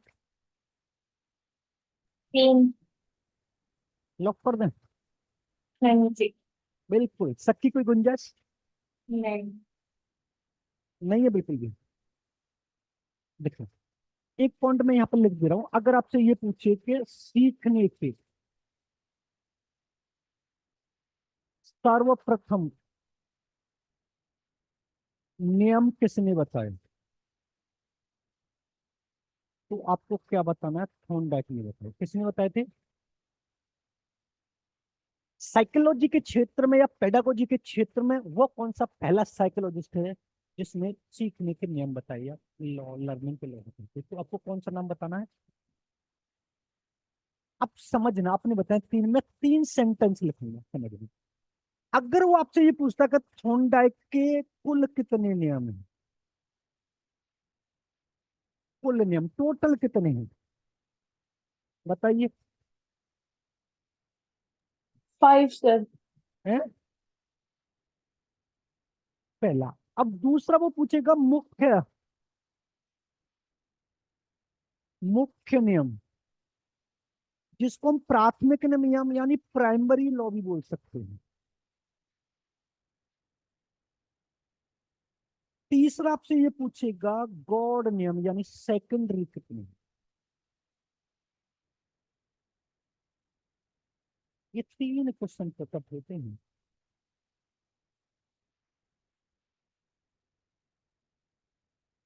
अब बताइए, अगर कुल नियम की बात करें तो कितने नंबर लिख दें यहाँ पर? 5 सर।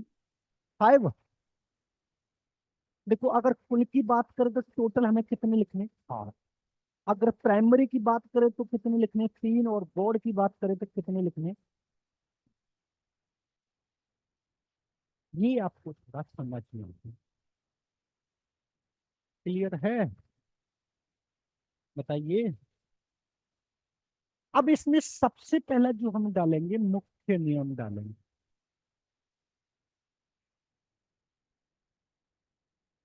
मुख्य नियम हमारे कितने हैं तो आपको बता देना, साफ 3 नियम बताएं आपने। कौन कौन सी बताएं?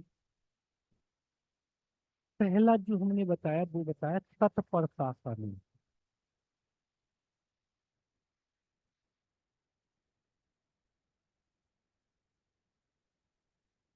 Law of readiness.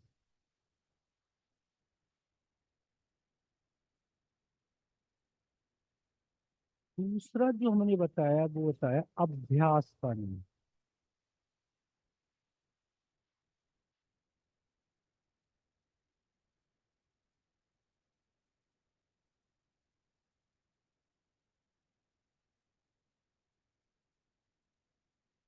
तीसरा जो बताया हमने वो बताया प्रभाव का नियम।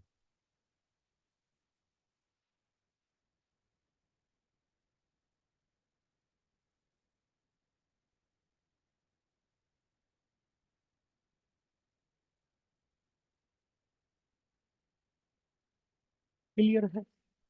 कोई डाउट हो तो पूछ लेना। सेकंड नंबर पर हम पढ़ेंगे गॉड नियम।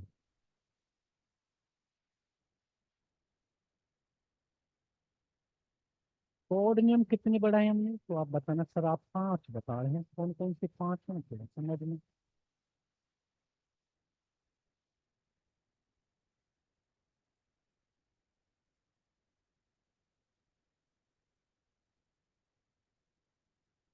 पहला कौन सा है हमारा, तो आपको बता देना, मानसिक क्रिया।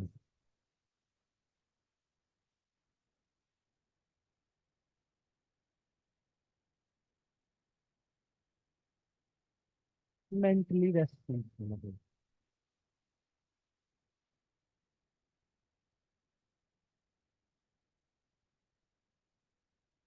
दूसरा जो होता है हमारा आंशिक क्रिया। आंशिक जानते हैं आप लोग? आंशिक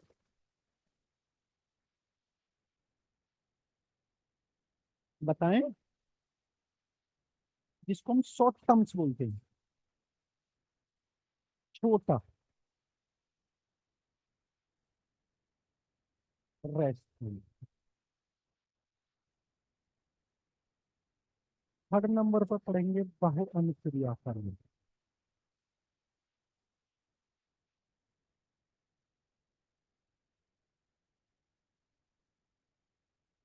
इसको बोलते हैं मल्टीपल रेस्पॉन्स।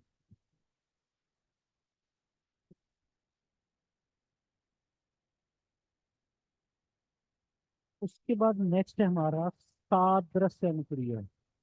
इसको थोड़ा देखना आप इंग्लिश में, मेरे दिमाग से लिखो। सादृश्य अनुक्रिया यानी हूबहू जो हमें दिखाई दे रहा है, डिक्ट।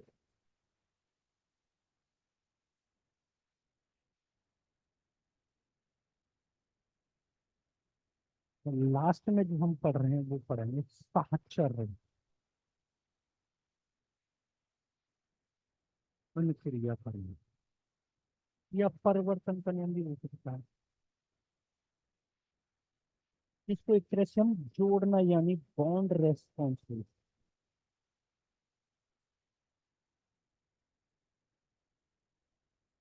एक चीज और अभी यहाँ पर लिखेंगे, थोड़ा आपके लिए इंपोर्टेंट हो भी सकती नहीं भी, वो ये पूछेगा कि होंडा के मुख्य नियम में संशोधन जो करना पड़ा है। अगर आपसे ये पूछे कि किसमें करेक्शन करना पड़ा है, संशोधन किस नियम में करना पड़ा है, तो आप बताएंगे तत्परता का जो नियम है।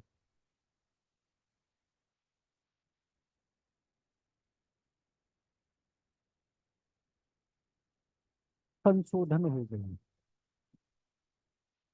अभी आप इनको नोट डाउन कर लीजिए, फिर पूरा समझाते हैं कि ये होता है। तो यहाँ पर आप समझ लेंगे, वेरी वेरी इंपॉर्टेंट है, और ये क्वेश्चन पुटअप भी हुआ है। 3 यहाँ से लेंगे, 1 यहाँ से लेंगे, 3 यहाँ से लेंगे, 1 यहाँ से लेंगे। हर बार क्वेश्चन पुटअप होता है। शायद अब की बार सी टेट में भी हुआ है, लास्ट ईयर आपने देखो, जहां तक मुझे थोड़ा बहुत आइडिया लग रहा है, सी टेट में पूछा गया है, जहां तक मुझे लगता है। ये 3 जो लाइन है इनको थोड़ा आप समझ में, अगर ये पूछे ठंडक के टोटल लॉ कितने हैं, टोटल कितने नियम है, 8 बताने, 5 और 3 8। मुख्य कितने हैं, प्राइमरी कितने माने जाते हैं। अगर ये मुख्य की जगह आपको ये भी बोल सकता है क्या, प्राथमिक, जो मैंने उधर लिख दिया प्राइमरी कितने माने जाते, तो आप बता देना 3। गौड़ को द्वितीय भी बोल सकता है, वो सेकेंडरी, तो आप बता देना 5। अगर 3 इधर से लेगा तो फिर 1 यहां से लेगा। बस सब कुछ समझना कि किस तरीके से क्वेश्चन पुट अप करना। बाकी सर ये अभी गौण नियम फोर्थ को क्या लिखा हुआ है? कौन सा गौण नियम में फोर्थ कौन सा क्या लिखा हुआ है? ये वाला फोर्थ सर। सादृश्य, इसको थोड़ा आप इंग्लिश में देख लेना, मेरे दिमाग से चल रहा है। सादृश्य होता है जैसा डिक्टो हमको दे। सर जो आपने लिखा तत्परता का नियम में संशोधन हुआ है, आपने इंग्लिश में लो इफेक्ट लिखा है, तो ये रेडीनेस वाला है या फिर इफेक्ट वाला है? Okay. संशोधन जो लिखा आपने मुख्य अरे नियम ये में। अरे ये प्रभाव का है, थोड़ा उधर लिख दिया, तो मैं ध्यान नहीं दिया। धन्यवाद, आपने याद दिला दिया, धन्यवाद। ये लिख दिया तत्परता का, अभी समझेंगे थोड़ा।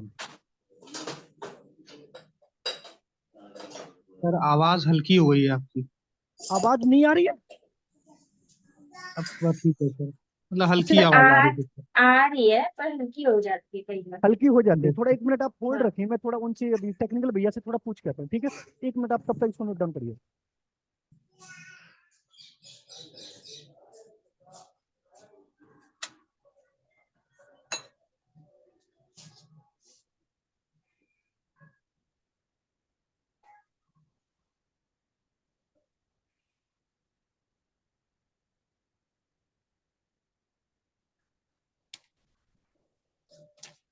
इधर आ, इधर आ मेरी गुड़िया,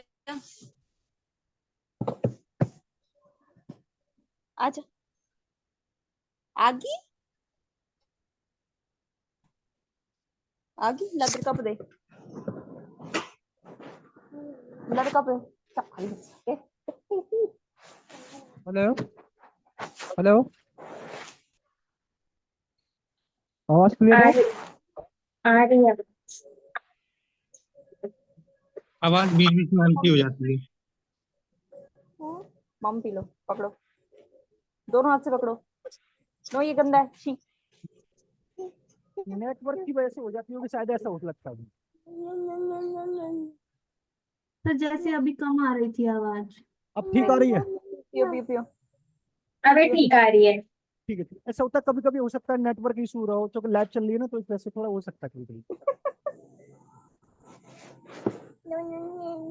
चल तू बैठ जा, मैं देती हूँ, फिर तू बैठ जा अरे पहले, फिर मैं पकड़ाती हूँ।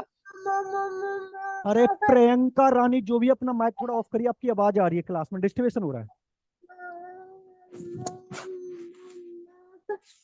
ठीक है, आप लोगों ने ये वाला नोट डाउन समझ में आ गया, ये क्या है क्या नहीं है? जी सर। ठीक है। अगर आपसे अब देखो समझना है, क्या तत्परता का नियम क्या कहलाता है, थोड़ा इसको आप समझिए। मान लीजिए ये कह रहा है कि जब कोई बालक सीखने के लिए तैयार हो और उसी समय उसको सिखाया जाए, तो वो दोनों गति से सीखेगा। मान लीजिए अभी डीएसएसबी का एग्जाम है। अभी एक एग्जाम्पल के तौर पर मैं आपसे ले लूं कि आपका डीएसएसबी का एग्जाम जुलाई में होने वाला है, एक एग्जाम्पल के तौर पर। तो अभी आप 2 से 3 घंटा पर स्टडी कर रहे हैं, 2 से 3 घंटा चल रहा होगा। लेकिन अभी अगर आज अनाउंसमेंट नोटिस जारी हो जाता है और आपका एग्जाम 10 मई को हो जाता है, तो आप 2-3 घंटे की जगह 8 से 10 घंटे आप तैयार पढ़ना स्टार्ट कर सकते, क्योंकि अब आपको डेट क्लियर पता चल गई। तत्परता का नियम ये कहता है कि जब एक कोई आपके सामने बच्चा बैठा है, अगर वो सीखने के लिए तैयार है, रेडी है कि हाँ मुझे अब सिखाया जाए, उसी समय उसको सिखाया जाए, तो वो दोनों गति से सीखता है, वो फास्ट तरीके से सीखता है। अगर कोई बच्चा सीखने के लिए तैयार नहीं है और जब आप उसे जबरदस्ती सिखाओगे, तो वो बिल्कुल नहीं सीखेगा। ये वाली बात कौन सा नियम कहलाता है? तत्परता का नियम। कौन सा नियम कहलाता है? तत्परता का नियम। एक्सरसाइज वाला नियम आपको पता होगा कि अगर हम कोई भी कार्य करते हैं, जब तक हम उसको डेली नहीं करेंगे, आज पढ़ लिए 4 दिन छुट्टी कर ली, 4 दिन बाद फिर 1 दिन और पढ़ लिए, तो आपकी कंटिन्यूटी नहीं बनी रहेगी, आपकी सब्जेक्ट आपसे दूर होती चली जाएगी। अपने कहावत सुनी होगी हिंदी में, करत करत अभ्यास के जड़मत होत सुजान। अगर मैं अपने ऊपर इसका एग्जाम्पल दूं, मान लीजिए आज मैं पेडागोजी पढ़ा रहा हूँ, इस पेडागोजी को मैं 1 साल के लिए बंद कर दूं पढ़ाना, तो क्या मैं इस तरीके से जो आज पढ़ा रहा हूँ क्या पढ़ा पाऊंगा? क्योंकि जब हम किसी भी चीज को पढ़ते हैं या पढ़ाते हैं, तो उसमें कंटिन्यूटी होना बहुत जरूरी है, उसका अभ्यास होना बहुत जरूरी है। ये वाली बात आपको समझनी है। प्रभाव के नियम को आप समझना। प्रभाव का नियम क्या कहलाता है, इसको समझाने के लिए मैं थोड़ा इस वाली स्लाइड पे आऊंगा। मान लीजिए अगर जब पहली बार बिल्ली भोजन प्राप्त कर रही थी, तो उसने कितनी बार उछल कूद करी थी? 100 बार। फिर दूसरी बार उसको पिंजड़े में बंद कर दिया तो कितनी बार की थी? 70 बार। यानी यहां पर उसने कितनी छोड़ दी अनुक्रिया? 30 गलत अनुक्रिया छोड़ दी। फिर थर्ड बार उसने कितनी बार में की? 50। फिर यहां पर कितनी छोड़ दी? 50। फिर फोर्थ बार में कितनी की? 20। यहां पर कितनी छोड़ दी? 80। और लास्ट में उसने कितनी गलत अनुक्रिया छोड़ दी? 99। प्रभाव का नियम ये कहलाता है कि जब एक कोई बालक होता है, और जब एक बालक होता है तो सीखते समय वो 2 प्रकार की अनुक्रिया करता है। एक तो सही करता है और एक रॉन्ग करता है। जब एक बालक गलत अनुक्रियाओं को छोड़ता चले और सही अनुक्रियाओं को अपनाता चले, वो कौन सा नियम कहलाता है? प्रभाव का नियम कहलाता है। और जब बिल्ली ने पहली बार में भोजन प्राप्त किया तो कितनी बार इसने उछल कूद की? 100 बार। लेकिन एक समय ऐसा आया कि उसने कितनी अनुक्रिया की? एक। तो कितनी अनुक्रिया छोड़ दी उसने? 99 अनुक्रिया छोड़ दी। ये कौन सा नियम कहलाता है? कौन सा नियम कहलाता है? प्रभाव का। समझ में आ रहा है? अगर एग्जाम्पल आप लोगों के ऊपर दिया जाए कि मान लीजिए अगर आप डीएसएसबी का प्रैक्टिस सेट लगा रहे हैं, प्रैक्टिस सेट लगाते हैं और मान लीजिए 100 क्वेश्चन का प्रैक्टिस सेट लगाते हैं। जब आप पहला प्रैक्टिस सेट लगाएंगे तो हो सकता है आपके मार्क्स 50 आए, सेकंड लगाएंगे हो सकता है 60 आए, थर्ड लगाएंगे हो सकता है 70 आए। लेकिन जब आप 10वां प्रैक्टिस सेट लगाएंगे तो आपके 100 में से 90 आने के पूरे पूरे चांस हैं। पहली बार में कितने गलत किए? आपने 50 है। जब लास्ट बार में तो कितने गलत किए? क्योंकि धीरे धीरे हम गलत अनुक्रियाओं को हटाते हैं और सही अनुक्रियाओं को एक्सेप्ट करते चलते हैं। वो कौन सा नियम कहलाता है? प्रभाव का। और इसी में ये संशोधन करना पड़ा और ये सबसे ज्यादा इम्पोर्टेंट, क्योंकि इसका स्टेटमेंट भी कभी कभी क्वेश्चन बन जाता है कि मान लीजिए जब एक बच्चा या एक टीचर बच्चों को सिखाते समय बच्चों की गलत अनुक्रियाओं को हटाता चलता है और सही अनुक्रियाओं को उनके व्यवहार में जोड़ता चलता है, थॉर्नडाइक का कौन सा नियम कहलाता है? तो आप बताएंगे लॉ ऑफ इफेक्ट, यानी प्रभाव का नियम। कोई डाउट हो तो आप पूछ सकते हैं।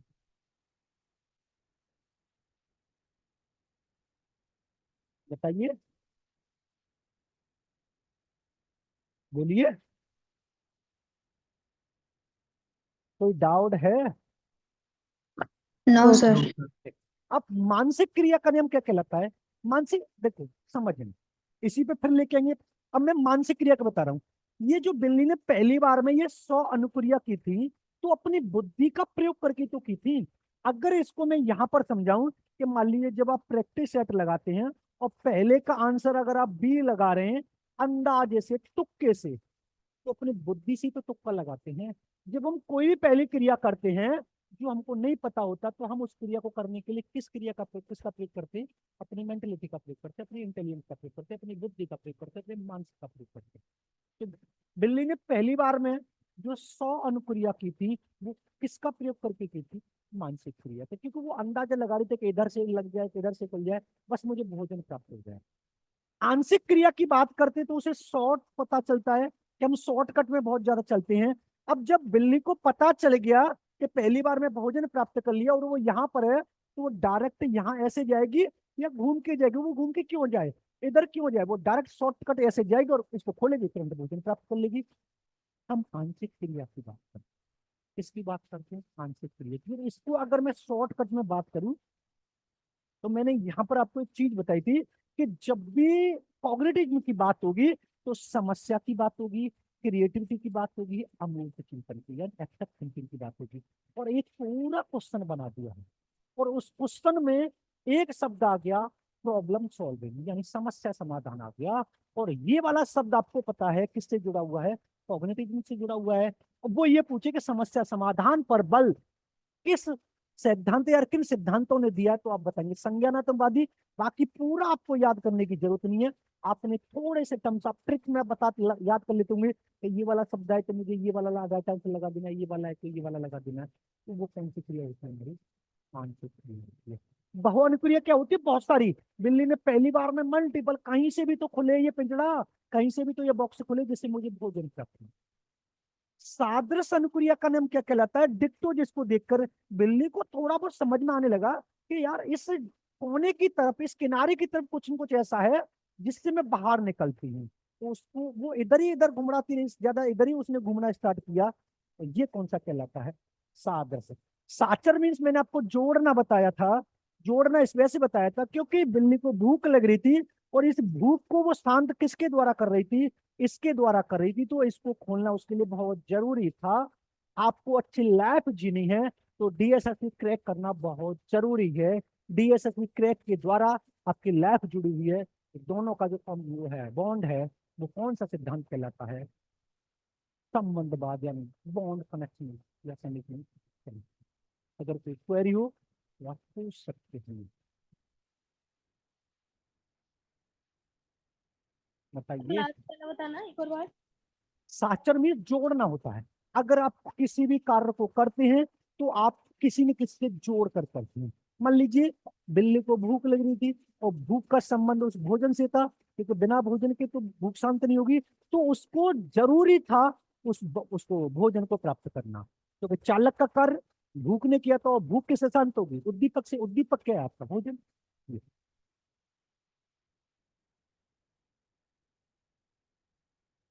क्लियर है? यस। कुछ इसके एजुकेशनल इंपोर्टेंस देख लेते हैं, इसकी शैक्षिक महत्व देख लेते हैं।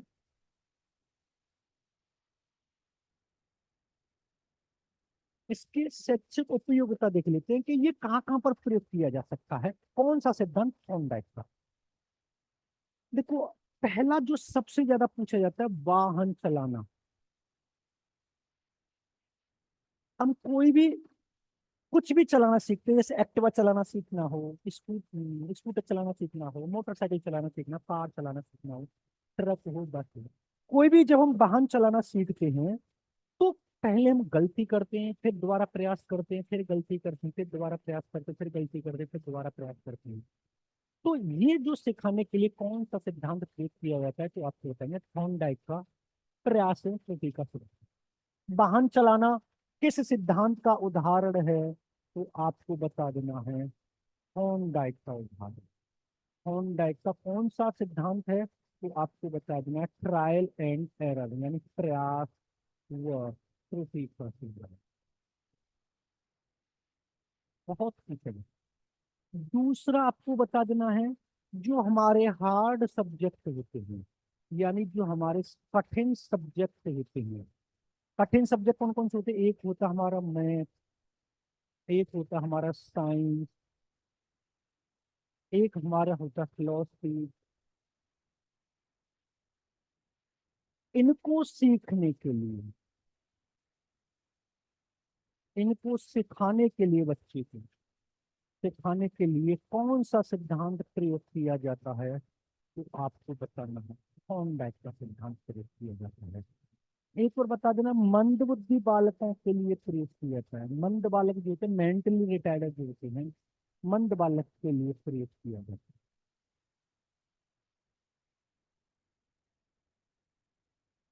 है। ये है हमारा थॉर्नडाइक का सिद्धांत। अगर कोई क्वेरी हो तो आप पूछ सकते हैं। बताइए, कोई क्वेरी है तो आप बता सकते हैं कि साहब मुझे ये समझ में नहीं आया। थॉर्नडाइक से 1 से 2 क्वेश्चन आपका कंपलसरी पूछा जाएगा। अगर थॉर्नडाइक से ये पूछे कहाँ के निवासी हैं, मैंने पूरा बता दिया, इनकी बुक बता दी, इनके सिद्धांत बता दिए और इनके फैक्ट्री बता दिए, बॉक्स का नाम भी बता दिया किस फैक्ट्री। उसके बाद इनके नियम भी बता दिए। अगर फुल पूछे 8 है, प्राइमरी पूछे 3 है, 3 है, सेकेंडरी पूछे 5 है। बाकी इनको मैंने डिफाइन कर दिया। फिर उसके बाद इसकी इंपोर्टेंस 3 जगह प्रयोग की जाती है। अगर कोई बालक वाहन चलाना सीख रहा है तो वो किसका प्रयोग करेगा?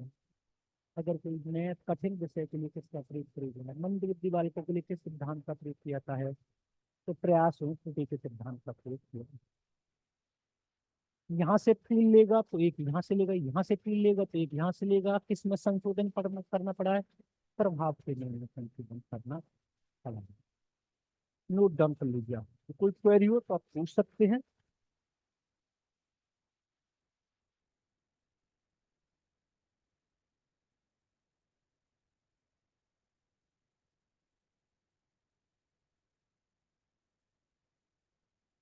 बताइए। सर नेक्स्ट क्लास भी आप ही की है क्या? जी, मेरी है। ठीक है। आगे चले, आगे चले। Yes sir. देखो, अब ये हमारा थोंडा खत्म हो गया। अब जो हमारा नेक्स्ट जो हम पढ़ेंगे वो हमारा होगा पावलव।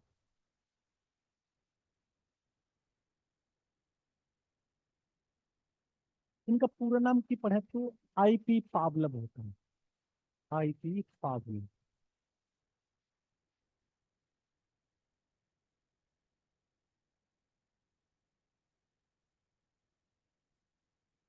जब हम पावलव की बात करते हैं तो सबसे पहले हमें ये बताना है कि ये निवासी कहाँ के हैं।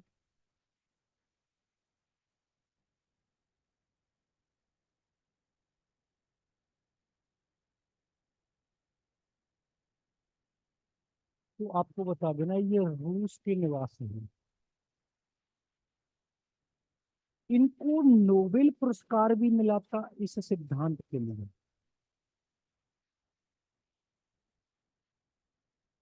अगर आपसे ये बोले नोबेल पुरस्कार कब मिला है तो आप बता देना 1904 में मिला। कब मिला है? 1904 में मिला। अब बात यहाँ पर ये आती है कि इनके जो सिद्धांत थे वो कौन कौन से इनके सिद्धांत थे। जब हम इनके सिद्धांत की बात करते हैं तो पहला था इनका अनुकूलित अनुक्रिया का सिद्धांत। सर कौन से फील्ड में नोबेल पाए थे, शांति वाले में क्या? नहीं, ये वाला साइकोलॉजिस्ट में। साइकोलॉजी में? हाँ, ओके इसी में सर। मिला है इनको अनुकूलित अनुक्रिया का सिद्धांत। जब बात इस सिद्धांत के लिए मिली है ना, अनुकूलित अनुक्रिया का सिद्धांत, कभी कभी ये क्वेश्चन पूछा जाता है निम्नलिखित में से ऐसा कौन सा साइकोलॉजिस्ट है जिसको साइकोलॉजी के क्षेत्र में अपने सिद्धांत के लिए नोबेल पुरस्कार मिला है। दो चीजें याद रखना, मैं आपको यहाँ पर बता दे रहा हूँ, नोट डाउन कर लेना। अगर आपसे ये पूछा जाए कि कौन सा ऐसा पहला मनोवैज्ञानिक है या साइकोलॉजिस्ट है जिसको नोबेल पुरस्कार मिला है, तो आपको बता देना पावलोव। और ऐसा कौन सा साइकोलॉजिस्ट है जिसने सबसे पहले सीखने के नियम बताए थे, जो लॉ बताए थे, तो अभी मैंने आपको बताया था कौन था वो? हाँ ये दो क्वेश्चन आप याद रखना। मनोविज्ञान के क्षेत्र में सबसे पहला नोबेल पुरस्कार पाने वाले बता देना पावलोव है। और सबसे पहले रूल्स बताने वाले, जो लॉ बताने, नियम बताने वाले कौन है? कौन है? अनुकूलित अनुक्रिया का सिद्धांत आपने पढ़ लिया। दूसरा जो आपको पढ़ाना है वो बताना शास्त्रीय अनुबंधन का।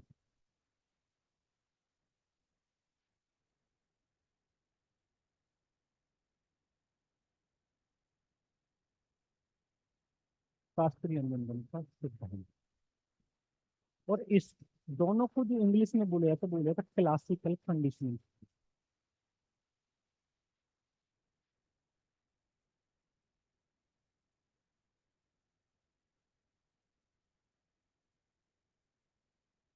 Classical conditioning. अच्छा, पावलोव ने प्रयोग किस पे किया था, बताएगा कोई? डॉग पर। लिख दें?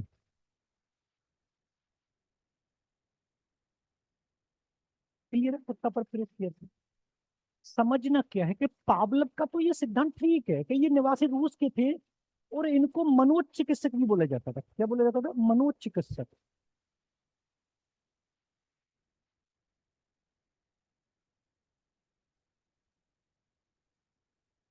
मेन बात तो इनकी यहाँ पर ये है कि इनके जो तत्व थे, जो फैक्ट थे, वो सबसे ज्यादा इंपॉर्टेंट है, जो अभी हम इनको पढ़ने जाएंगे, समझने।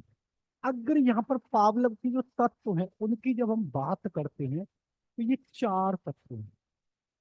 पहले लिख रहा हूँ फिर बाद में समझाऊंगा, क्योंकि उनको समझना बहुत जरूरी है। पहला जो हम पढ़ेंगे वो पढ़ेंगे स्वाभाविक उद्दीपक।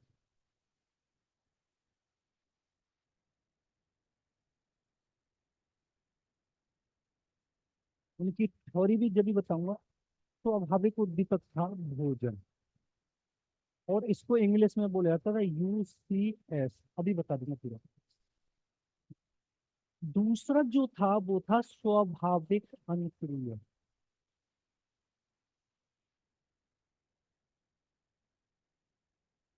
दूसरा क्या था? स्वाभाविक अनुक्रिया। जो था भोजन देखकर लार आना।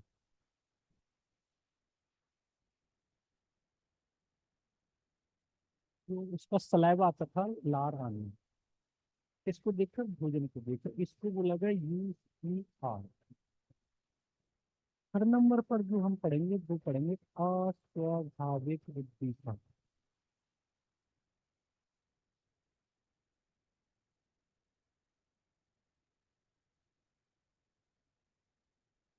ये था घंटी की आवाज।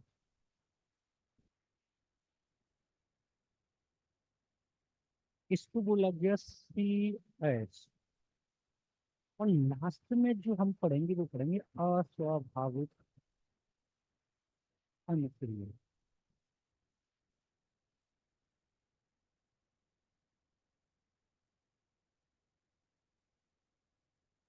ये आपको बताना है घंटी की आवाज सुनकर लार।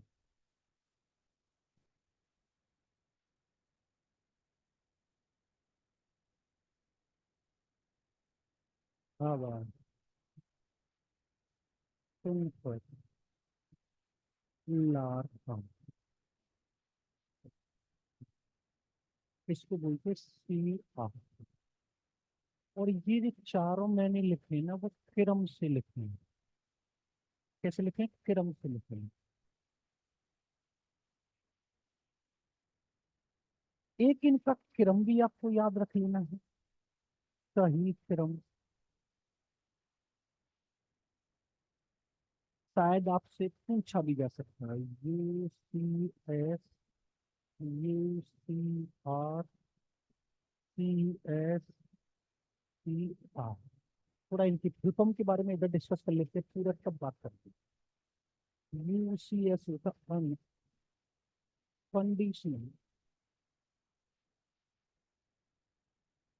स्ट्रिंग।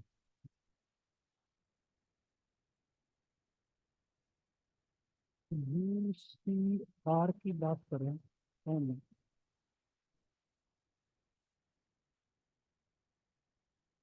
Conditional response.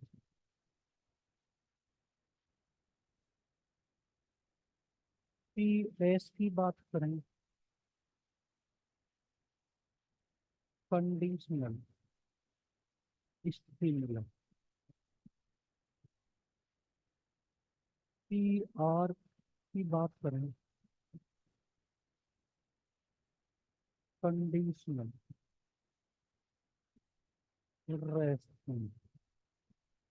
अब बात यहाँ पर एक दूसरे तरीके से भी पूछी जा सकती है, समझना मैं बता कह रहा हूँ। अगर वो ये पूछता है यूसीएस किसको माना गया, तो मैंने उधर भी लिख दिया और इधर भी लिख दे रहा हूँ भोजन। और इधर अगर पूछिए तो क्या बताना, भोजन देख कर ला रहा हूँ, लार आना, समझ लेना। और यहाँ पर पूछे तो क्या बता देना, घंटी की आवाज बता देना है। और यहाँ पर पूछे तो आपसे बता देना घंटी की आवाज सुनकर ला रहा हूँ। पावलोव की थ्योरी आप लोगों ने पढ़ी है? बोलिए, अरे बोलिए कुछ तो। ये सर पढ़िए। बोलते नहीं है तो आप लोग, न समझ में आए तब भी बोला, कभी समझ आया तब। देखो, इनके सिद्धांत कभी कभी पूछे जाते हैं। पहला क्वेश्चन इनका ये पुटअप होगा कि नोबेल पुरस्कार किसको मिला है? इवान पी पावलोव को, यानी आईपी पावलोव को मिला है मनोविज्ञान के क्षेत्र में अपने इस सिद्धांत के लिए। कौन सी ईयर में मिला? 1904 में। बस आपको ये चारों के चारों जो फैक्ट इन्होंने बताए हैं वो आपको अच्छे तरीके से पढ़ना। डायरेक्ट ये नहीं पूछेगा कि क्या है, वो बस ये पूछेगा पावलोव ने अपने सिद्धांत में यूसीएस किसको माना है। यूसीएस किसको माना है? भोजन को माना है। या यूसीआर किसको माना है? तो आपको बताना भोजन देख कर ला रहा ना। या सीएस किसको माना है? घंटी की आवाज सुननी। अब बात यहाँ पर अगर ये पूछे कि पावलोव के सिद्धांत में सीखना क्या है, थोड़ा सीखना को भी बात कर लेते, नोट डाल के अभी यहाँ पर बताते हैं। अगर यहाँ पर ये पूछे कि सीखना क्या है, तो समझना क्या है कि पावलोव के सिद्धांत में सीखना स्वाभाविक उद्दीपक के प्रति, स्वाभाविक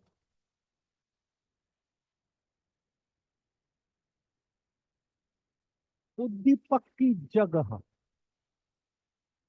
अस्वाभाविक उद्दीपक को, अस्वाभाविक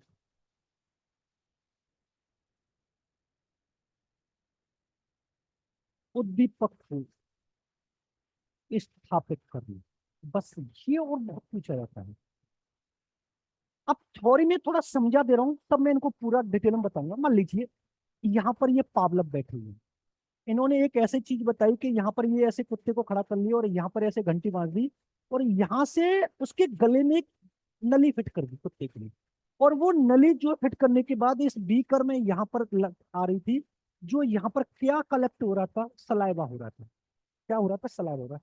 ये यहाँ पर एक कुत्ता है, ये यहाँ पर एक घंटी, और ये जो उसके गले में एक नली, मनुष्य चिकित्सक थे जो मैंने लिखा था, एक नली फिट ऐसे कर दी। और उसके बाद उन्होंने ये एक्सपेरिमेंट स्टार्ट किया। समझ में? अब स्टार्ट कैसे किया कि पावलोव क्या करते थे कि पहले घंटी बजाते थे, फिर उसकी जगह भोजन आता था। जैसे कुत्ता भोजन देखता था तो क्या होता था? लार। समझ में? पावलव ने घंटी बजाई, घंटी बजाने का तुरंत उसके सामने भोजन आया, भोजन को देखकर कुत्ते के मुंह से क्या आई, लार आई, और ये लार जो यहाँ पर ये बीकर है उसमें कलेक्ट हो रही थी। ये एक्सपेरिमेंट 10 से 15 दिन, 1 महीने चलता रहा।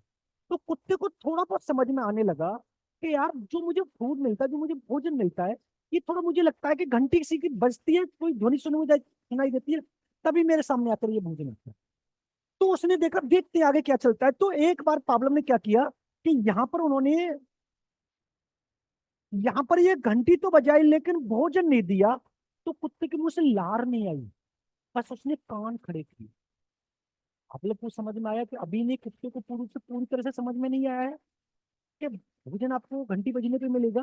तो ये जब प्रक्रिया 3 से 4 महीने चलने लगी तो कुत्ते को पूर्ण रूप से समझ में आने लग गया कि मैं अब बेफिक्र होकर आराम से बैठा हूं, जैसे ही घंटी बजेगी मुझे खाना मिलना ही मिलना, मुझे किसी बात की कोई टेंशन नहीं है, सिर्फ मुझे ध्यान कहां पर लगाना है, घंटी की आवाज पर ध्यान लगाना। जैसे ही घंटी बजेगी तुरंत मुझे भोजन मिलेगा। और 3-4 महीने के बाद जैसे पावलव ने घंटी बजाई, भोजन नहीं दिया और कुत्ते के मुंह से लार आई, और वो कहां पर कलेक्ट हो गई, उस भीतर में कलेक्ट हुई। अब समझनी दो बातें हैं। जब पहला दिन था तो लार किसको देखकर आ रही थी, भोजन को देखकर। लेकिन जब लास्ट वाला दिन था तो लार किसको देखकर आ रही थी, घंटी की आवाज को। तो जो नेचुरल चीज थी वो क्या थी, हमारी भोजन थी, और इसकी जगह पावलव ने किसको प्रेजेंट किया, घंटी की आवाज को। और पावलव यही तो चाहते थे कि जो नेचुरल चीज है उसको हटाकर अगर हम बनावटी चीज के थ्रू उसकी लार को लेके आते हैं तो उसे हम क्या बोलते हैं, classical conditioning. Classical conditioning theory जो यहाँ पर कह रही है कि उन्होंने स्वाभाविक उद्दीपक यानी भोजन की जगह किसको, घंटी की आवाज को स्थापित कर दिया, और उसी के द्वारा उसमें लार बनी।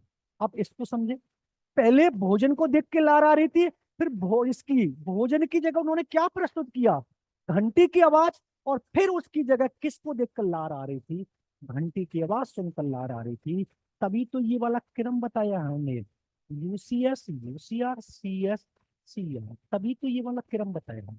और क्या क्रम बताया है, ये वाला क्रम आपको याद रखना है। या पावलव का सिद्धांत क्या कहता है, स्वाभाविक उद्दीपक की जगह अस्वाभाविक उद्दीपक को प्रस्तुत करना। स्टिमुलस यानी स्वाभाविक उद्दीपक क्या है हमारा, भोजन है, स्वाभाविक अनुक्रिया यानी घंटी के बाद सुनकर ला आना, उनकी जगह इनको प्रस्तुत कर दिया।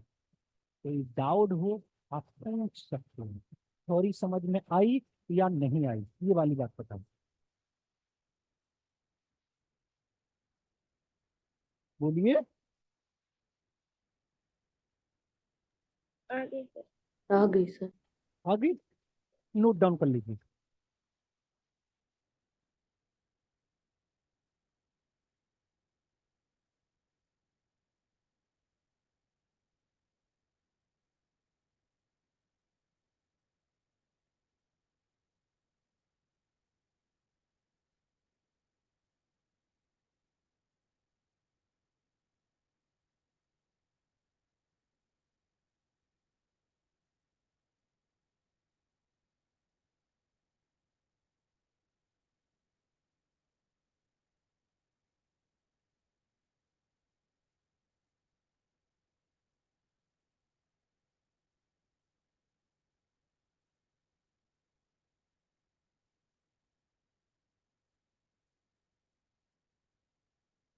आगे चले। सर वो जैसे लास्ट वाले डे पे जी भोजन को न देख करके केवल घंटी की आवाज पे लार टपक रहा था उसका, जी कुत्ते का। जी जी जी, ये रहा। ओके सर, ये प्रोसीजर को एक बार और बता दीजिएगा क्या। देखो सुन, पहले क्या होता था कि जैसे पावलव आए, पावलव ने पहले घंटी बजाई, घंटी के जस्ट बाद भोजन कुत्ते के सामने दिया, और कुत्ते का भोजन को देख के रिएक्शन आया और मुंह से लार आई। और आपने देखा होगा कि नेचुरल चीज है कि जैसे ही कुत्ते को भोजन दिखाई देता है उसके मुंह से लार टपकना स्टार्ट हो जाती है। ये वाली बात यस। आप ठीक देखते हैं। अब ये वाली जो प्रक्रिया है कि पहले घंटी फिर भोजन फिर लार, पहले घंटी फिर भोजन फिर लार, ये प्रक्रिया 15 से 20 दिन या 1 से 2 महीने चलती है। कुत्ते को थोड़ा बहुत समझ में आने लग गया कि जैसे ही घंटी बजेगी मुझे भोजन मिलना ही नहीं। पावलव ने एक दिन क्या किया था, घंटी बजाई लेकिन भोजन नहीं दिया, तो कुत्ते के मुंह से लार नहीं आई, सिर्फ उसने कान खड़े किए, कान खड़े किए। पावलव को थोड़ा फिर और वेट करना पड़ा, फिर पावलव ने 4 से 5 महीने, जितना भी उन्होंने टाइम लिया ज्यादा, घंटी भोजन ला, घंटी फिर भोजन फिर लार। तो पावलव के कुत्ते को पूर्ण रूप से समझ में गया कि जैसे ही घंटी बजेगी मुझे तो भोजन मिलना ही मिलना है, मैं अपना बेफिक्र होकर आराम करता। एक दिन ऐसा आया कि पावलव ने घंटी तो बजाई लेकिन भोजन नहीं दिया, और कुत्ते के मुंह से क्या आ गई, लार आकर उस बीकर में कलेक्ट हो गई। अब आप इसको देखोगे तो पहले जो लार आती थी वो किसको देखकर लार आ रही थी, भोजन को देखकर। अब पावलव ने इस भोजन की जगह किसको प्रस्तुत किया था, घंटी घंटी को। की आवाज। और फिर वो घंटी के आवाज सुनकर ही तो लार देने लगा। भाई स्टिमुलस क्या था, उसे पता था कि भोजन मिलने वाला, लेकिन भोजन नहीं मिला, मिला क्या, घंटी की आवाज। तो फिर किसको देख के लार आई, घंटी की घंटी आवाज। की आवाज। बस इतना सी, क्लियर है सर वो भोजन के धोखे में तो नहीं हो गया जी।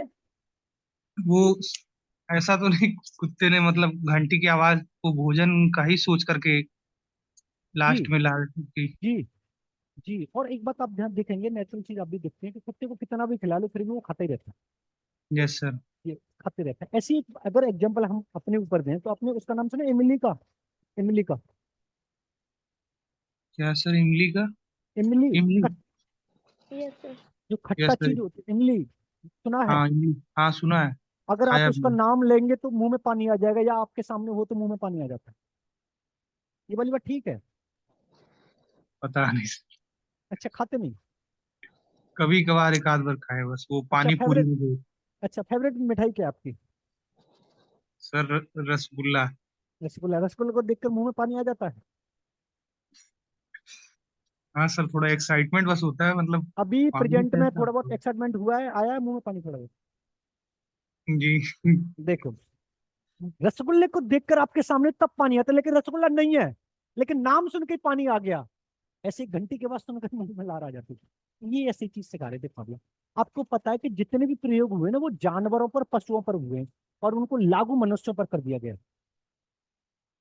अभी कोरोना वायरस आपने देखो, जितनी टेस्टिंग हुई है वो सब पशु पक्षियों और जानवरों पर हुई है, और लागू किस पर कर दी गई है वो, मनुष्यों पर। सर वो जो एक्सपेरिमेंट होते हैं मतलब वो उन जानवरों पे ही तो होते हैं, मतलब जिनका बिहेवियर काफी कुछ नहीं, मतलब अभी ह्यूमन चिंपैंजी से का आपने मिलता पढ़ा जुलता होगा, है।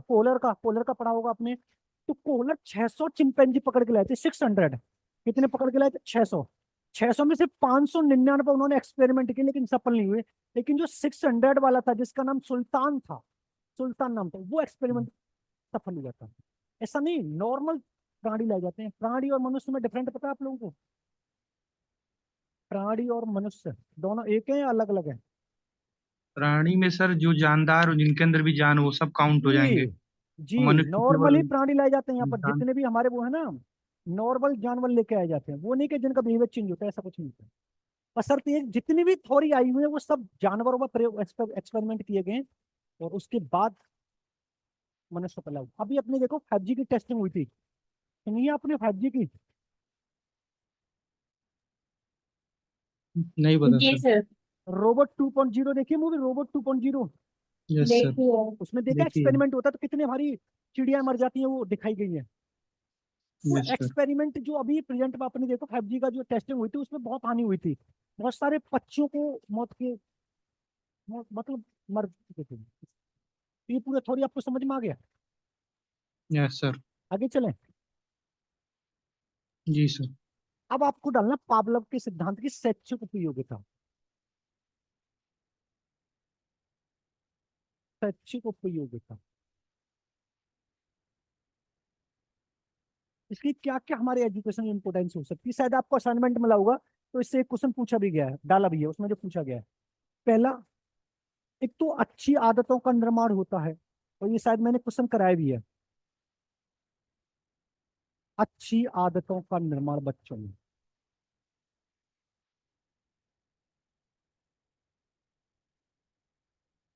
दूसरा, बच्चों में से बुरी आदतों, जो पहला क्वेश्चन मैंने कराया था, जो हमारी बैड हैबिट्स होती हैं, बुरी आदतों को दूर किया जाता है। ये क्या सकता।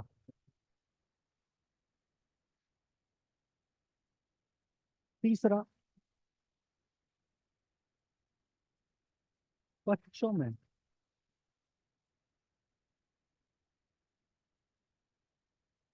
अनुशासन की भावना, वो अनुशासनहीनता न करें, अनुशासन की भावना विकसित की जा सकती है, यानी डिसिप्लिन में उनको रखा जाए, विकसित की जाती है।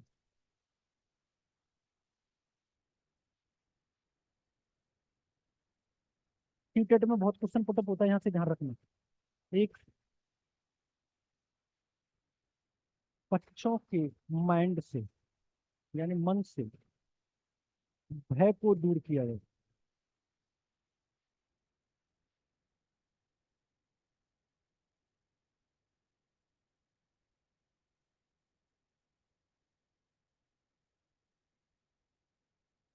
लास्ट लिखेंगे पावलव का सिद्धांत।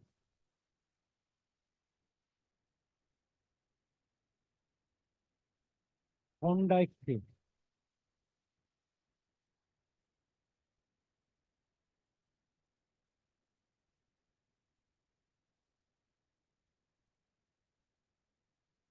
साहचर्य परिवर्तन के नियम पर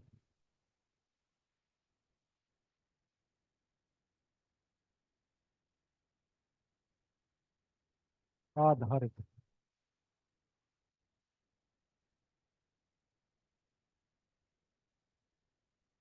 ये हमारा पावलव खत्म। ये 3 पॉइंट आपको ढंग से याद कीजिए। तो क्वेरी हो थॉर्नडाइक में और पावलव में तो आप बता सकते हैं। अगर आपसे ये पूछिए एक बच्चे में गुड हैबिट्स को डालना है तो आपको पावलव करना है, बैड हैबिट्स को हटाना है तो पावलव को डालना है, एक अच्छा डिसिप्लिन में रखना है उसको तो पावलव को, उसके मन से जो भय है उसको दूर करना है तो पावलव को। ये सारा का सारा हमें पावलव का सिद्धांत देता है। लेकिन वहां पर थॉर्नडाइक वाहन चलाना कठिन जो हमारे सब्जेक्ट हैं और ये वाली बात हो रहा है। नेक्स्ट क्लास में हम स्किनर को खत्म करने के बाद ट्रांसफर ऑफ लर्निंग को पढ़ लेंगे, जो आपके पेपर में पूछे दी जाती है। कोई डाउट हो तो आप पूछ सकते हैं। हो गया? Yes sir. बोलिए। Yes sir. देखिए आज की क्लास में मैंने आपको क्या क्या पढ़ाया था देखिए। सबसे पहले सही मैंने आपको लास्ट अभी पॉइंट क्या अभी लिखा? अभी अभी रुकिए। पहला मैंने आपको सीखना यहाँ से स्टार्ट किया था, उसके बाद मैंने आपको विशेषता और इसकी प्रक्रिया आराम से पढ़ा दी थी। उसके बाद मैंने आपको गहने बहुत अच्छे से पढ़ाया, गहने को आपको ढंग से पढ़ लेना है। उसके मैंने आपको सीखने के सिद्धांत एंड थ्योरी बताई है, थ्योरी को मैंने आपको बहुत अच्छे तरीके से बताया कि व्यवहारवाद और कॉग्निटिव। उसके बाद मैंने आपको थॉर्नडाइक बहुत अच्छे तरीके से पढ़ाया, थॉर्नडाइक के लॉ मैंने आपको बहुत अच्छे तरीके से बताए। उसके मैंने आपको पावलव पढ़ाया, पावलव के तत्व मैंने आपको बहुत अच्छे तरीके से बताए। और उसके बाद पावलव की उपयोगिता। पूछिए क्या कह रहे थे, साचर्य परिवर्तन के नियम पर।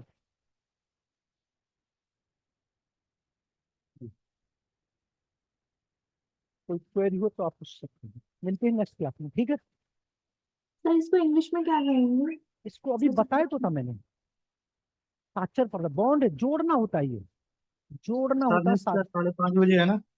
जी अगली क्लास सर 5:30 बजे से है ना? हाँ 5:30 से आधा घंटे का आपको गैप है, फिर उसके बाद मिलिए, ओके, ठीक है? Thank you.